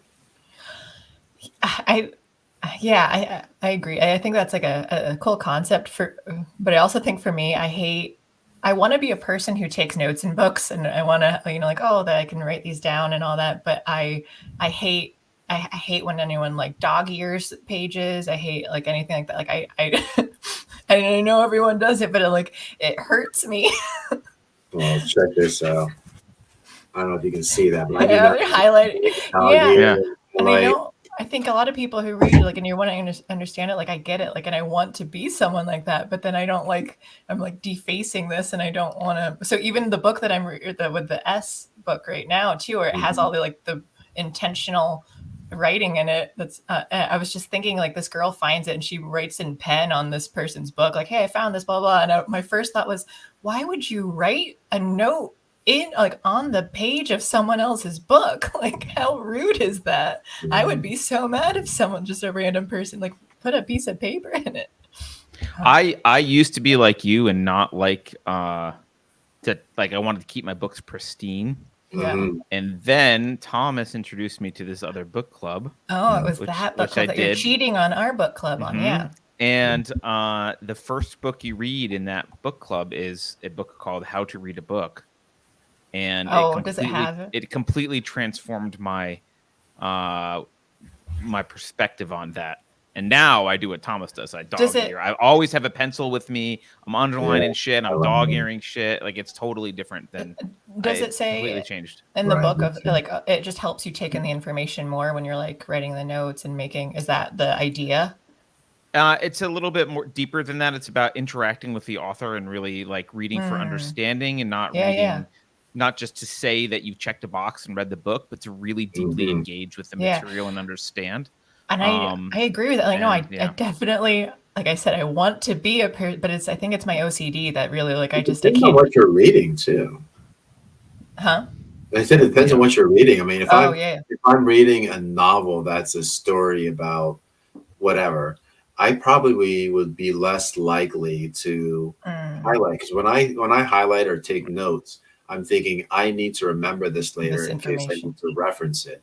So maybe a mystery book or something, but exactly. But I mean, like this book, it's the language of creation, and there's all these diagrams and stories about how those things are, how all those concepts are created, where they came from. So if I don't do that, then I'm going to have trouble remembering some of that stuff. I'll be like, oh yeah, I remember I thought about this. And even that, I have to augment that, where after I read the book, and I struggle between saying, okay, I'm going to read the book and I want to get through it and I highlight it. But when I highlight something, I'm thinking, I want to remember why I highlighted it and take a note. But what often ends up happening is I start and stop reading so often to start writing a note, which sparks a thought, which sparks another idea, that it's hard for me to get 5-6 pages in some of these books without stopping constantly. So I'll get up early in the morning. I might get through 3 pages as I do that. So I'm never sure if I want to take the note immediately or read the book, highlight everything, and then come back and take some notes. But if I do that, that means I have to put off reading that other really fun and cool, exciting book that's sitting over there. Yeah, more time consuming. Yeah. No wonder you would choose reading over writing when your reading is so in depth too. Okay, so back to the game. You get 3 points for that final answer there too. I really want to be someone who makes notes and things, but I couldn't even do that with like notebooks. And I hated tearing papers out of notebooks in high school too. I would just like, no, here's my loose leaf paper that I will do, and then everything in my notebook stays in it. But I've had there'd be people who were like, oh, I'm just going to rip this out of your notebook. And they're like, well, it said it was 70 pages. Now there are only 69 pages in this because you ripped one out. I think part of it, I shifted my mind to, this book is personalized. Mm-hmm. Yeah, now it's yours, and I can really appreciate it from afar, I think. And if my kids ever read any of these books that I really hope they read one day, they'll see what I was doing in there and wonder. Yeah, that's nice as well too. I like that idea a lot too. That if you're actually making all these notes and someone else ends up reading your book, and so they get to know, it's kind of a way of someone remembering you, where you're out there somewhere and they get things. So I really like that, like in a romanticized way. Zatus is 69, interesting number to land on. Yes, I was at the grocery store the other day. And my total, I wasn't at the self-checkout. There was actually somebody checking me out. And she looked over and said 69, 69. And I had to hold myself and just be like, So I don't want to be that creepy guy, like, oh, you're just like raising your eyebrows at her, like, young lady. Wink at her a little bit, like, okay. I was like, okay. She's probably going, that guy was a dud. He didn't even laugh. Yeah, right. What an idiot. He probably doesn't even skydive. Yeah, probably drives a minivan. That is right. Also, I saw you guys talking about my keytar in chat. It is not just for show. It's just for show. Play it then. Work. You have to prove it. Maybe at the end, maybe that can be Thomas. If you win today's episode, you get one. We give out tokens. We get minority tokens, so like you get to cash those in, and you can get some sort of prize. I don't know what the prize is, so you get into Harvard. You get into Harvard, yeah. Whoa, very nice. Well, that game just kind of spawned a lot more conversation. So we'll go into another game here too. I think we'll do the Libs of TikTok one. Actually, it just occurred to me that when I asked you earlier, we went through like all your different names and stuff, but I don't think you actually answered which one you prefer, like what you ultimately prefer to be called. What do you want me to call you? Thomas, Tommy, Tom, Tommy boy? And that, I don't think I have a preference. Okay. Different people use different things for whatever reason. Like most of my family, like my brother calls me Tom. Most of my family calls me Tommy. Everyone outside of that. No preference. Yes, there you go. So whatever feels right to you. Okay. I'm not particular with it. All right. Yeah, I know like Thomas seems so formal, but like, yeah, it has this prestige to it that but I'm just used to that now too. For me, I never I hate being called Bev, actually. I was gonna ask there. Sir Thomas Saint. Yeah, actually, can I just call you by your full name all the time? You were always Thomas St. Thomas. TST. But so I don't like when people give me nicknames without, or at least like just assuming. But like as soon as I introduce myself as Beverly, and then they call me Bev, I'm like, I never said that, and I just met you, so. They probably have a friend named Beverly who uses Bev. Oh God, why are you still friends with someone who does that? It's a good litmus test though, because I've seen you tell people that you don't want to be called Bev, and have them pretend to care about you, and then still use Bev consistently. Yeah, it's like, I see that you're a fake. And then, thank you. That's good. But then I don't always remember who I've told to, because there are some people who I just don't bother. Like it was like too late. They've already been calling me that. And I'm like, I can't say anything now, so I just let it go, and I live that lie. But a little undercurrent of hate is bubbling. Right, yeah, it's always seething. But then, or if I see it in chat, like so sometimes like okay, like I just ignore it. But it's because my one friend, the same one who I wrote like the historical tour, like she's my best friend still, growing up. But she told me in like 8th grade that Bev reminded her of an old secretary lady with giant orange or pink beehive hair. So I've never been able to not picture that anymore. And Beverly's still an old lady. Yes, she talks like that. She's got a hole in her neck, and she smokes through the hole in her neck. That's what I'm saying. Yeah, she's got. Yeah. I remember watching that video. Line, honey. She says honey all the time. She calls everyone honey. Why don't you just put your hair in a beehive and get it over with? Oh, you have I have to hair. dye it though. I'd do it orange or pink, and I have to bleach it to dye it too, probably. So that seems like so. And even doing a beehive, my hair is so long. This just seems like a lot of work. Can I just change my name instead? I'll get it legally changed and not have to worry about this anymore. That sounds like less. Okay, so Sir Thomas St. Thomas. I do this. I show like TikTok video, and I'll ask a question too. Like it's been, what color is this person's hair? How many facial piercing? What's TikTok? I don't have a TikTok. I know. I do not use TikTok. It's the only time I've only go through the Twitter libs of TikTok, and when they show these videos. So what I do is I play the audio, and then you have to listen, and then you have to guess some sort of attribute of this person. And I don't even remember what I chose. I think it's color. Oh yeah. So this one is, what color is this person's hair? So it's a quick clip. You're just going to listen to it, and then you're going to tell me what color is the hair. So I'll give you a few seconds to like prepare and get ready. Okay. You good? I'm going to visualize. Right. Yeah. Let's go. So think about her voice. Okay. Here we go.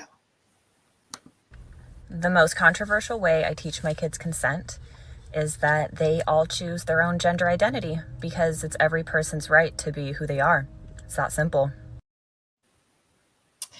There you have it. So green highlights for sure. Green highlights. I'm getting a sense of an essence of green, a hint of green. Yeah. Oaky. Something. Okay, so we've got green highlights. Is that it? Is there like anything else? Is that your final answer? For that we're just talking hair, right? Just hair. I just didn't know like if there was anything else you wanted to describe. That's definitely a white lady for sure. White lady, green highlights. Okay, are we ready to find out? Yeah. I think I just uploaded on here. I got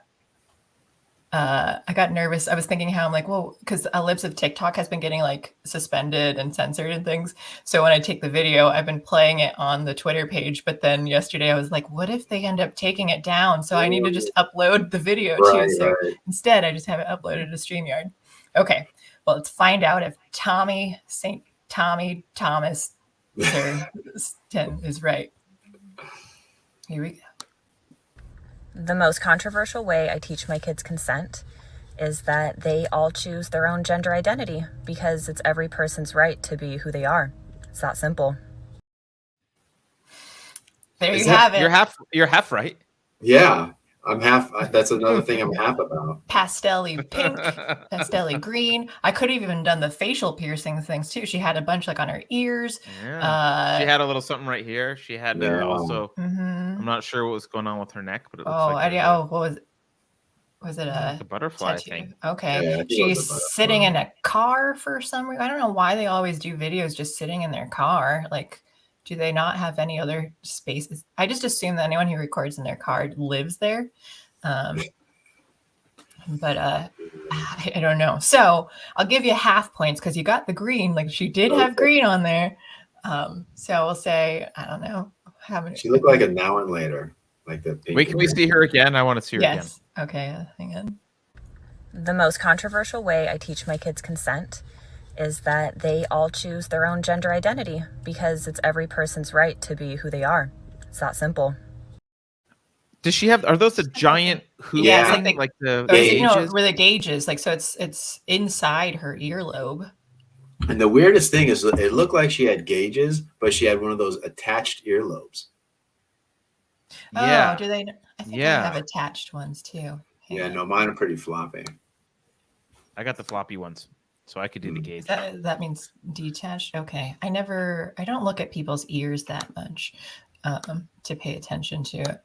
But if we need to look at her frozen, it is still. Someone says she's a he, by the way. I can't tell if really he's kidding or if she really. That's why on the thing I said I only say this human or this person because I can't make assumptions. So, I mean, look at the makeup.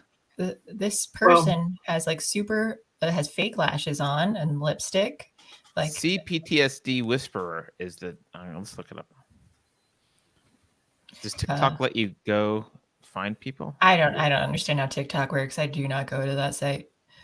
Yeah, I see the TikToks like on other places. Oh, Boston Josh is the one saying it. I don't know if we should trust him saying that. I know. That's why I have to verify. But okay, so we got butterfly neck tattoo. And I'm going to say the coolest neck tattoo that I've ever seen was when someone in college had. I'm sorry, she's a therapist, of course. Of course she is. She's a therapist. And it is a she, though? I don't know. I don't see pronouns, which is okay. Wow, that's unwoke of her to not have pronouns in her bio. A parent of 8, though. A parent of 8. A parent, as in she. Parent, like yes. Children? She doesn't say mom, so I don't know. Yeah, and that might include like all the animals in her house. It's some weird thing. You know, I take care of them. I see. I hate. Yeah.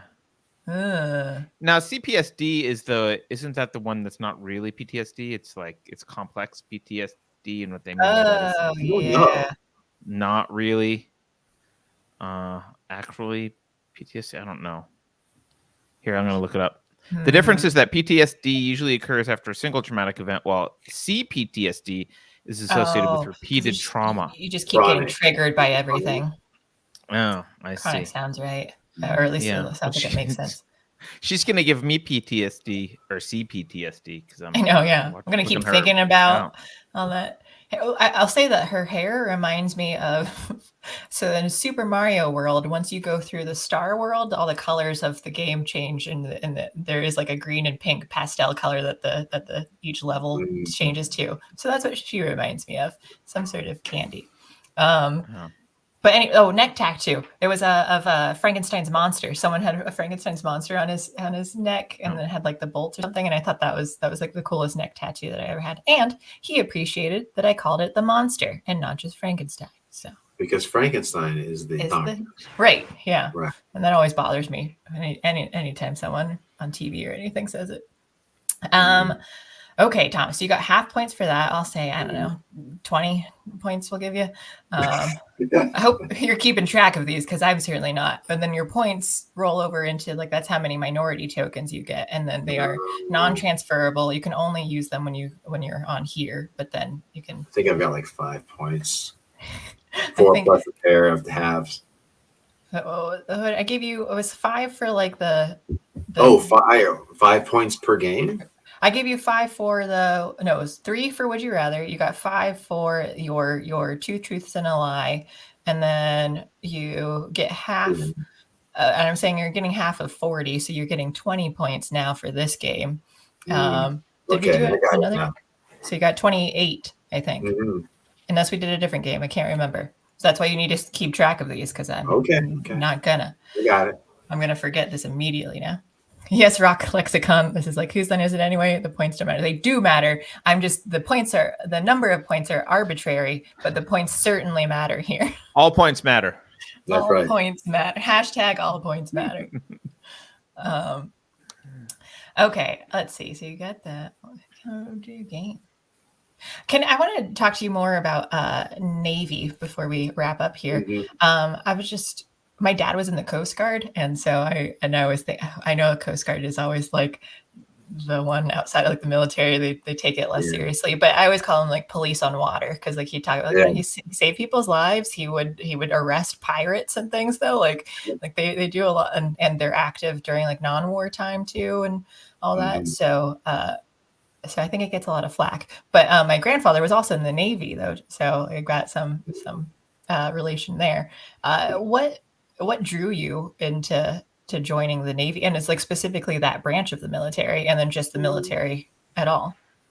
Well, I wanted to, I caught that bug after 9/11 where there's a lot of people who were joining, but I didn't join until 2008. During 9/11, I was 30. Wait, I'm trying to think of your age. You were born in 1974, 34. Okay, yes. I went to boot camp at 34 years old. Wow. But I'd always wanted to join, but I was married during most of that time after 9/11. After I was divorced, I stopped running out of excuses. I was a single guy who I was working as a personal trainer. I was running my own business, and it was just preceding the downturn for the economy, and a huge amount of my clients were in real estate. So I got an early picture of what was going to happen to the rest of the nation as those people who were making a lot of money in real estate started to have to cut back on services, including things like personal training.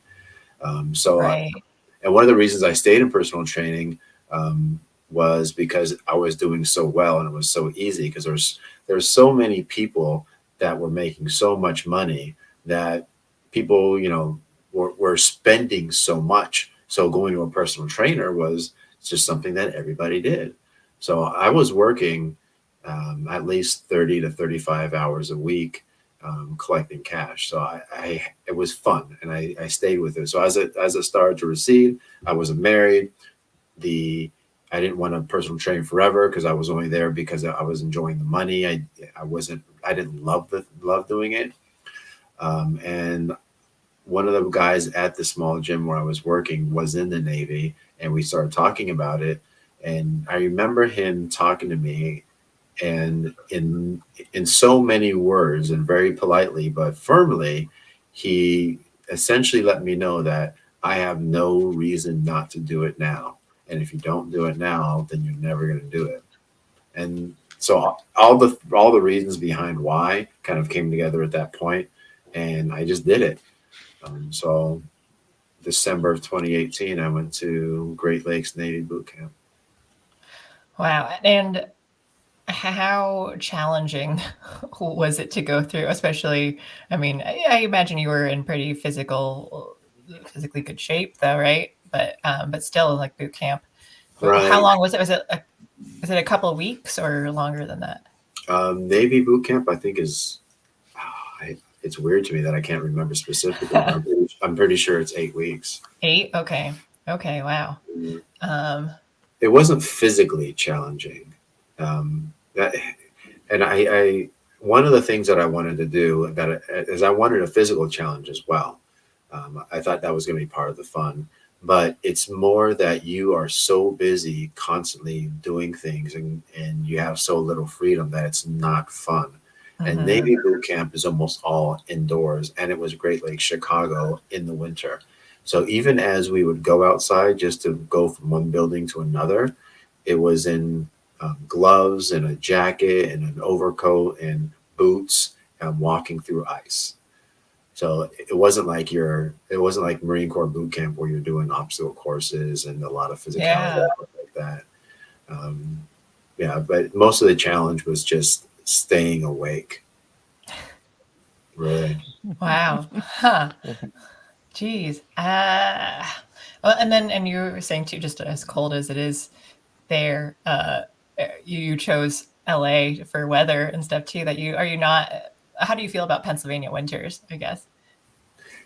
It's not that big of a deal, and I tend to adapt to things. I mean, I put on a jacket and move on with life. It's not so cold that, it's not like I'm in the gulag where I'm not allowed to warm up, when I'm not going from my house to the car or, vice versa. But you learn how to dress correctly. And if you dress correctly, I mean, I've gone hiking in the snow when it's 25, 30 degrees and start taking layers off. Right. Yeah. You just get too. I think that's what I hate though too. It's just that I can't find a comfortable, I'm at how many clothes I need to wear, and then if I'm going to be active, so then you're just trying to figure out I take this off, I put this on, or I'm cold. I almost, when I was debating moving from Pennsylvania and I was going to go to Chicago, I was like, Chicago or Florida, because then I don't have to deal with winter anymore. And because I was so tired. And remember my car not being locked, but it was just frozen. I couldn't open my car door after work because it was frozen. And it was just trying to figure out I'm stuck here now at night at work alone. And then Chicago though got worse. Chicago's weather is summer and winter. There's not really, I love spring and fall. They're my favorites, but Chicago is just really one extreme to the other. And then, so we've had -10, -20, the cold, it gets really bad. The wind. I mean, it's windy here too though, but right now, well, Great Lakes, the boot camp is right outside of Chicago. Right. Yeah. So I used to take the little train from after boot camp was over. I stayed there for several more months for the medical training, and so we had more freedom. And I would go to Chicago on the weekends sometimes and take the little tram. And I remember standing on the edge of one of the Great Lakes, whichever one is there near the city center, and feeling that wind come off that lake. And that's one of the coldest things I've ever felt in my life. Yeah, I bet. By the way, my dad was a Coast Guard liaison at Great Lakes back when I think, I don't remember if this is the same, maybe it was in California. I just remember him talking about he's had to work between the Coast Guard and Navy. They took classes or something with the Navy and he had to take charge, but I know he was in the liaison at Great Lakes as well. So I don't remember what years his was, back in the 80s or something though. That's fun. Oh, I also wanted to say in chat too, we said goodbye to Mr. Sparkle Gleam, but that was unnecessary intern though, because I tried to ignore him. He's the ginger. He has no soul. Oh, he is. Oh, yeah, no. So I'll say farewell to him. I'll stop interacting with him. The best thing to do with ginger You just have to ignore them. Yeah, because if You you're not, they're can't gonna cook something with no soul, so you can just do what you need to do. They latch on, and it's safer to not. Well, I there's so much more too that I want to talk to you about generally, but and Navy wise. But since we are getting close to 4 o'clock now, I think I can wrap up here with another game, maybe 2 games. Let me see. Yeah, you know what? We're gonna do 2 games because I have them here. So for double the points, we'll say I've got this round of Cards Against Humanity, if you've heard of this game. Yes. So I'm just going to read you get your black card, which has the sentence that you're going to need to fill in, and then I've got some random options here for you to choose. So you got to choose the right answer for yourself. So I'm going to read this. Okay. It says your sentence is, the class field trip was completely ruined by blank. So your options are, the class field trip was completely ruined by homeless people. The class field trip was completely ruined by the devil himself. The class field trip was completely ruined by Nicolas Cage. The class field trip was completely ruined by getting married, having a few kids, buying some stuff, retiring to Florida, and dying. So you got homeless people, the devil himself, Nicolas Cage, and getting married, having a few kids, buying some stuff, retiring to Florida, and dying. I think Nicolas Cage would make a great script, but I would lean more towards homeless people just because that seems politically incorrect. It's a good answer. Yeah. All right. That means you double your points, Sir Thomas St. Thomas. Right. Where are we at? We're 28, 56 points. 56 points. Okay. And all thanks to homeless people.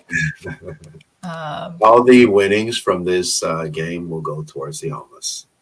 Should that be what our script is about, though, too, is writing a movie about a class field trip being ruined by Nicolas Cage? But he's homeless. But he's a homeless Nicolas Cage? So he's just, people finally determined whether he was a good or bad actor, and they chose bad actor, and so now he just loses everything and becomes homeless. Right. Isn't there, I think there's a movie coming out now that he is playing himself in, but he's just Nicolas Cage and having to do some sort of action movie. I think it's him. Maybe it's some other actor. But I think I just saw an ad for it, so I think we can jump on the train here. The next Top Gun's coming out soon, so I haven't been paying attention to anything but that. So. Oh, okay. I should be watching that too. I've seen it. So how will they ruin it? Do you know? Do you have any previews about how they'll ruin Top Gun? I really don't care. I'm going to show up in a flight suit and have a good time. Fair enough. Love it. Okay. Well, here we have this one last game. It's called Dirty Minds. So what you have to do is get your mind out of the gutter. I'm going to give you 3 hints, and then you guess what the word is that I'm describing. But it's something the hints sound bad, but the word is not. Okay. And I'm choosing this one. They aren't the greatest hints, so we'll see whether or not. I won't blame you if you don't get it, but you can take a guess after each hint. I'll give you 3 points if you get it on the first one, 2 points if you get it on the second, and 1 point if you get it on the third. Hint number 1. People eat me.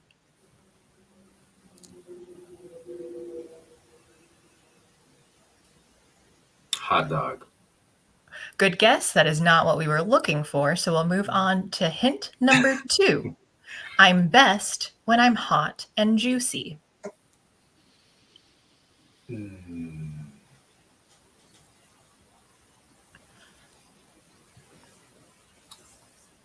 Hamburger.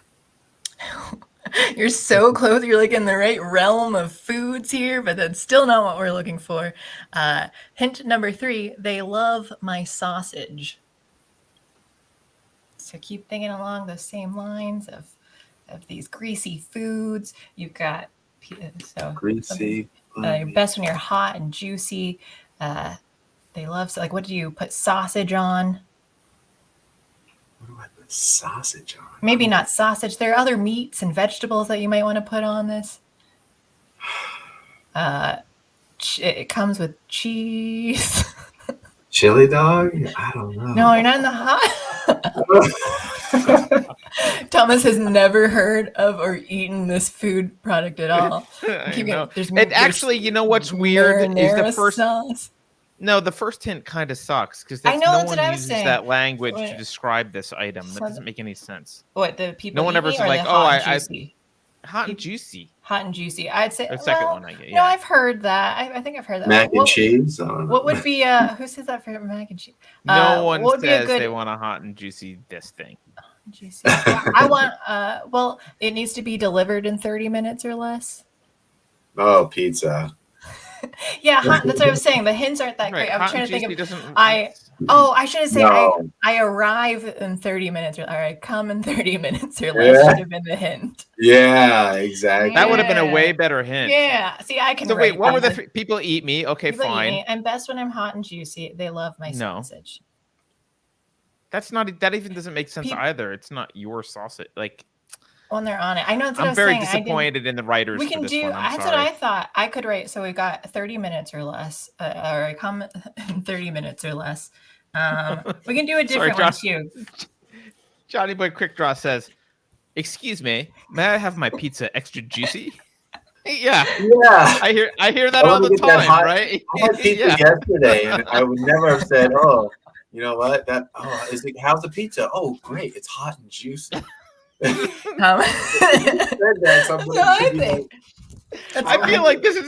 feel like this is written by like Chinese people who've never been to the U.S. and like aren't really sure about English, and they're like, "Oh yeah, sorry." They're like hot and juicy is what they. All right, how about this one? Since it's kind of really, we talked about this kind of thing beforehand. I'll just give you all three hints. We won't even, but maybe this one's better. Oops. I get fingered a lot. People stick things in me, and I sometimes get laid on my spine. So it is a topic. What? Chicken wings. This one doesn't have to be a food.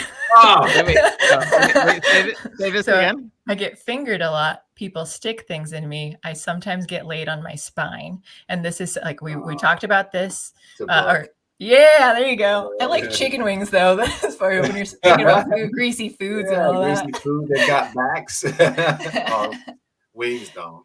Okay. So I'll give you, where are we at? 56. I'll just give you an even 60 for doing those two. I mean, it's not your fault that some of these, I like how bad some of these are too, because when you just like hear them like, wait, why? Why would that be? It's even better than a good one. Yeah. So you're rounded out with 60 points. Congratulations, Sir Thomas St. Thomas. You have won today's episode. A Kardashian woman. Extra sausage and juice. Johnny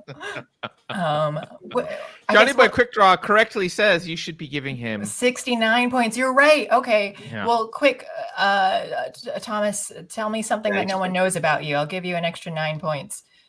Or a talent that people don't know about. Anything that like people don't normally know about you. You know that thing you do. Why don't you talk about that? Do that thing you do.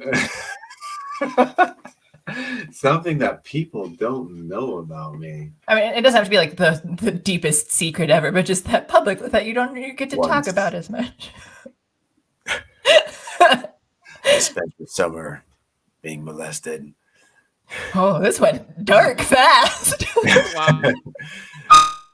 By a young man with Down syndrome every day for 30 days straight. Can I just give you 9 points to stop this story? Yeah, lexicon, that escalated quickly. That certainly did. We'll give you 69 points. No, I just want to end the show. That's 70 plus 1. How about 68 and I owe you one? Well, what do you want to do with all of these points, all these minority tokens that you have? Well, if I ever get fired from my job, I'm going to use them to get rehired somewhere because anybody who's hiring these days is going to love a minority on their team. So. Okay, so you want to just save these? I'm going to go ahead. I'll add them to my LinkedIn. Okay, all right, yeah. Make sure you know how many you got. This is going to be good. Some good cryptocurrency going on. That's right. How many Bitcoin are those worth? Ooh, probably like $1 million. I don't know. No kidding. Yeah, we need Bitcoin equity. That's what I'm going to use them for. Bitcoin equity. None of your business wants you to tell them something unusual about yourself, though. So, is there anything any unusual? Can you do any weird? I don't know. I just keep doing this though. Like I can put my thumb behind my hand. Can you do any weird? Are you double jointed? Are you? Oh, okay. Yeah, you can bend your thumb back really far. Okay, is that good? None of your business? Yeah. That was one of those things I remember, that term double jointed. We used to always get upset with that. I did biomechanics. Is it offensive now? Biomechanics as an undergrad, and there's no such, we used to, you're double jointed. Double jointed. Like, yeah, you're just flexible. There's no such thing as my arms. I don't know if you can see it. Like I hyperextend. Like mine I bend backward too. Mine used to go really extreme. Yeah, go far. For some reason, it used to be awkward looking. I can like twist my hand back pretty far.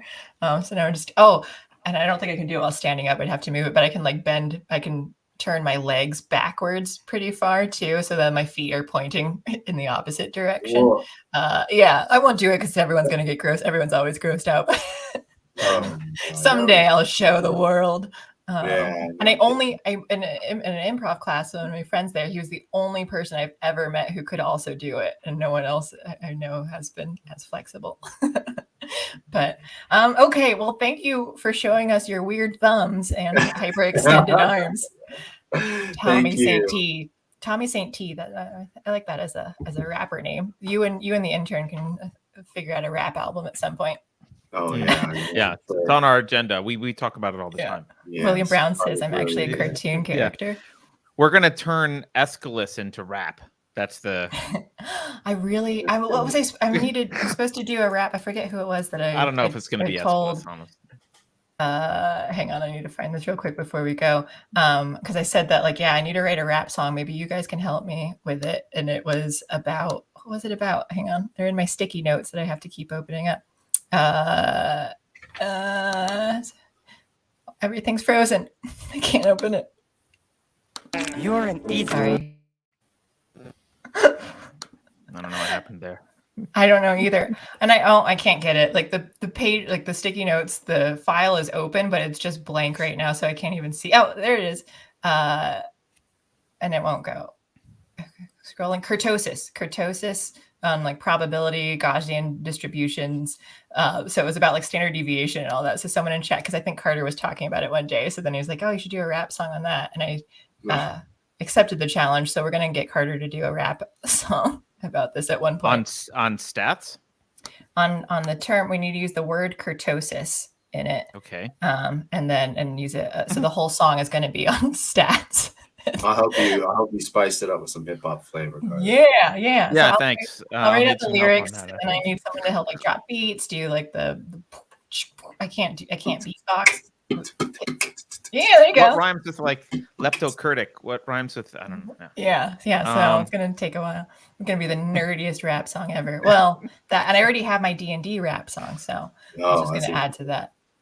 But thank you so much, Thomas, for joining us today. Can you tell people where to find you? Yeah, I'm on the Unsafe Space Substack. I put most of my stuff there, and on Medium as Thomas St. Thomas. I'm not hard to find, I don't think. Right, you're on Twitter. Stuff as St. Thomas Aquinas. That was another funny thing. So I had a discussion with somebody online, and they tried to Google me previously before we talked. And they said they had trouble finding any information on me publicly because everything is St. Thomas Island and St. Thomas. Yeah. Yeah, but that's a good strategy for your kids. Name them like Jane Smith. No one will be able to find you. No one will find them. Yeah. But I am on Twitter, Tommy St. T. I don't utilize Twitter too much. Maybe after Elon buys it, and I'll join in with the party. But most of the stuff I do is on Safe Space, the Substack there, and Facebook as well too. Cool. Awesome. So everyone, you can see him around here more often. Hopefully he'll come back eventually because I love talking to you. And there's so much more. And you can see him on the book club on May 1st. 1st. May 1st. 12 p.m. Eastern. He will be hosting. If you love hearing him talk now like I do, then he'll be running The Gulag Archipelago by Alexander Solzhenitsyn. Yes. So that'll be fun. And the abridged version. So unless everyone wants to read like unabridged. But yeah. No need. Abridged is great. But all right. Thank you again. Thank you, chat, for everyone who's watching. We appreciate it. I love you. And happy Good Friday. Happy Easter to all the Easter worshipers.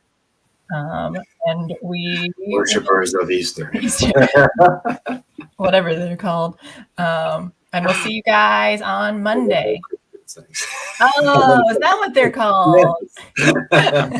I'm sorry. My bad. Bye. Thanks, man. Bye.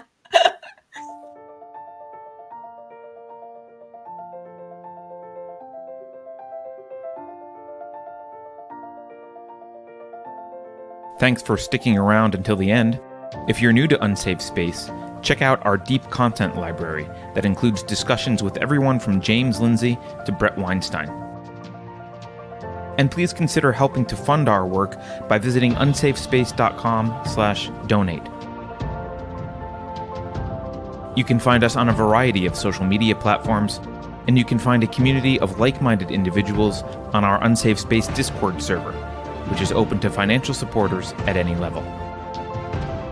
We hope to see you there.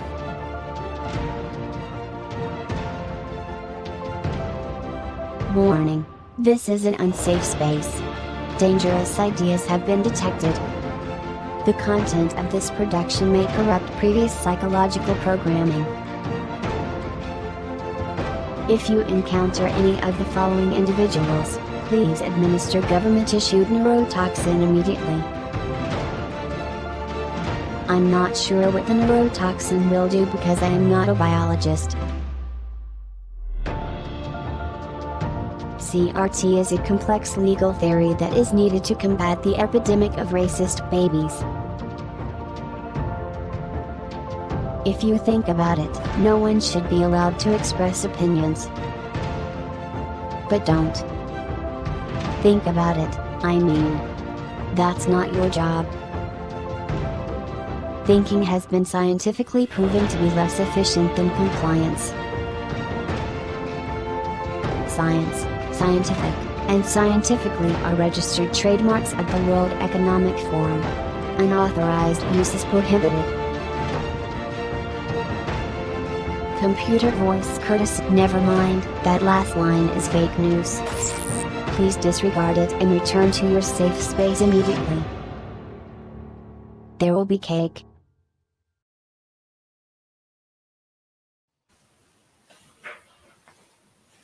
You're supposed to insult me now, Thomas. Hey, Beverly just gave me a whole list of insults to say to the intern. Hey, Four Eyes.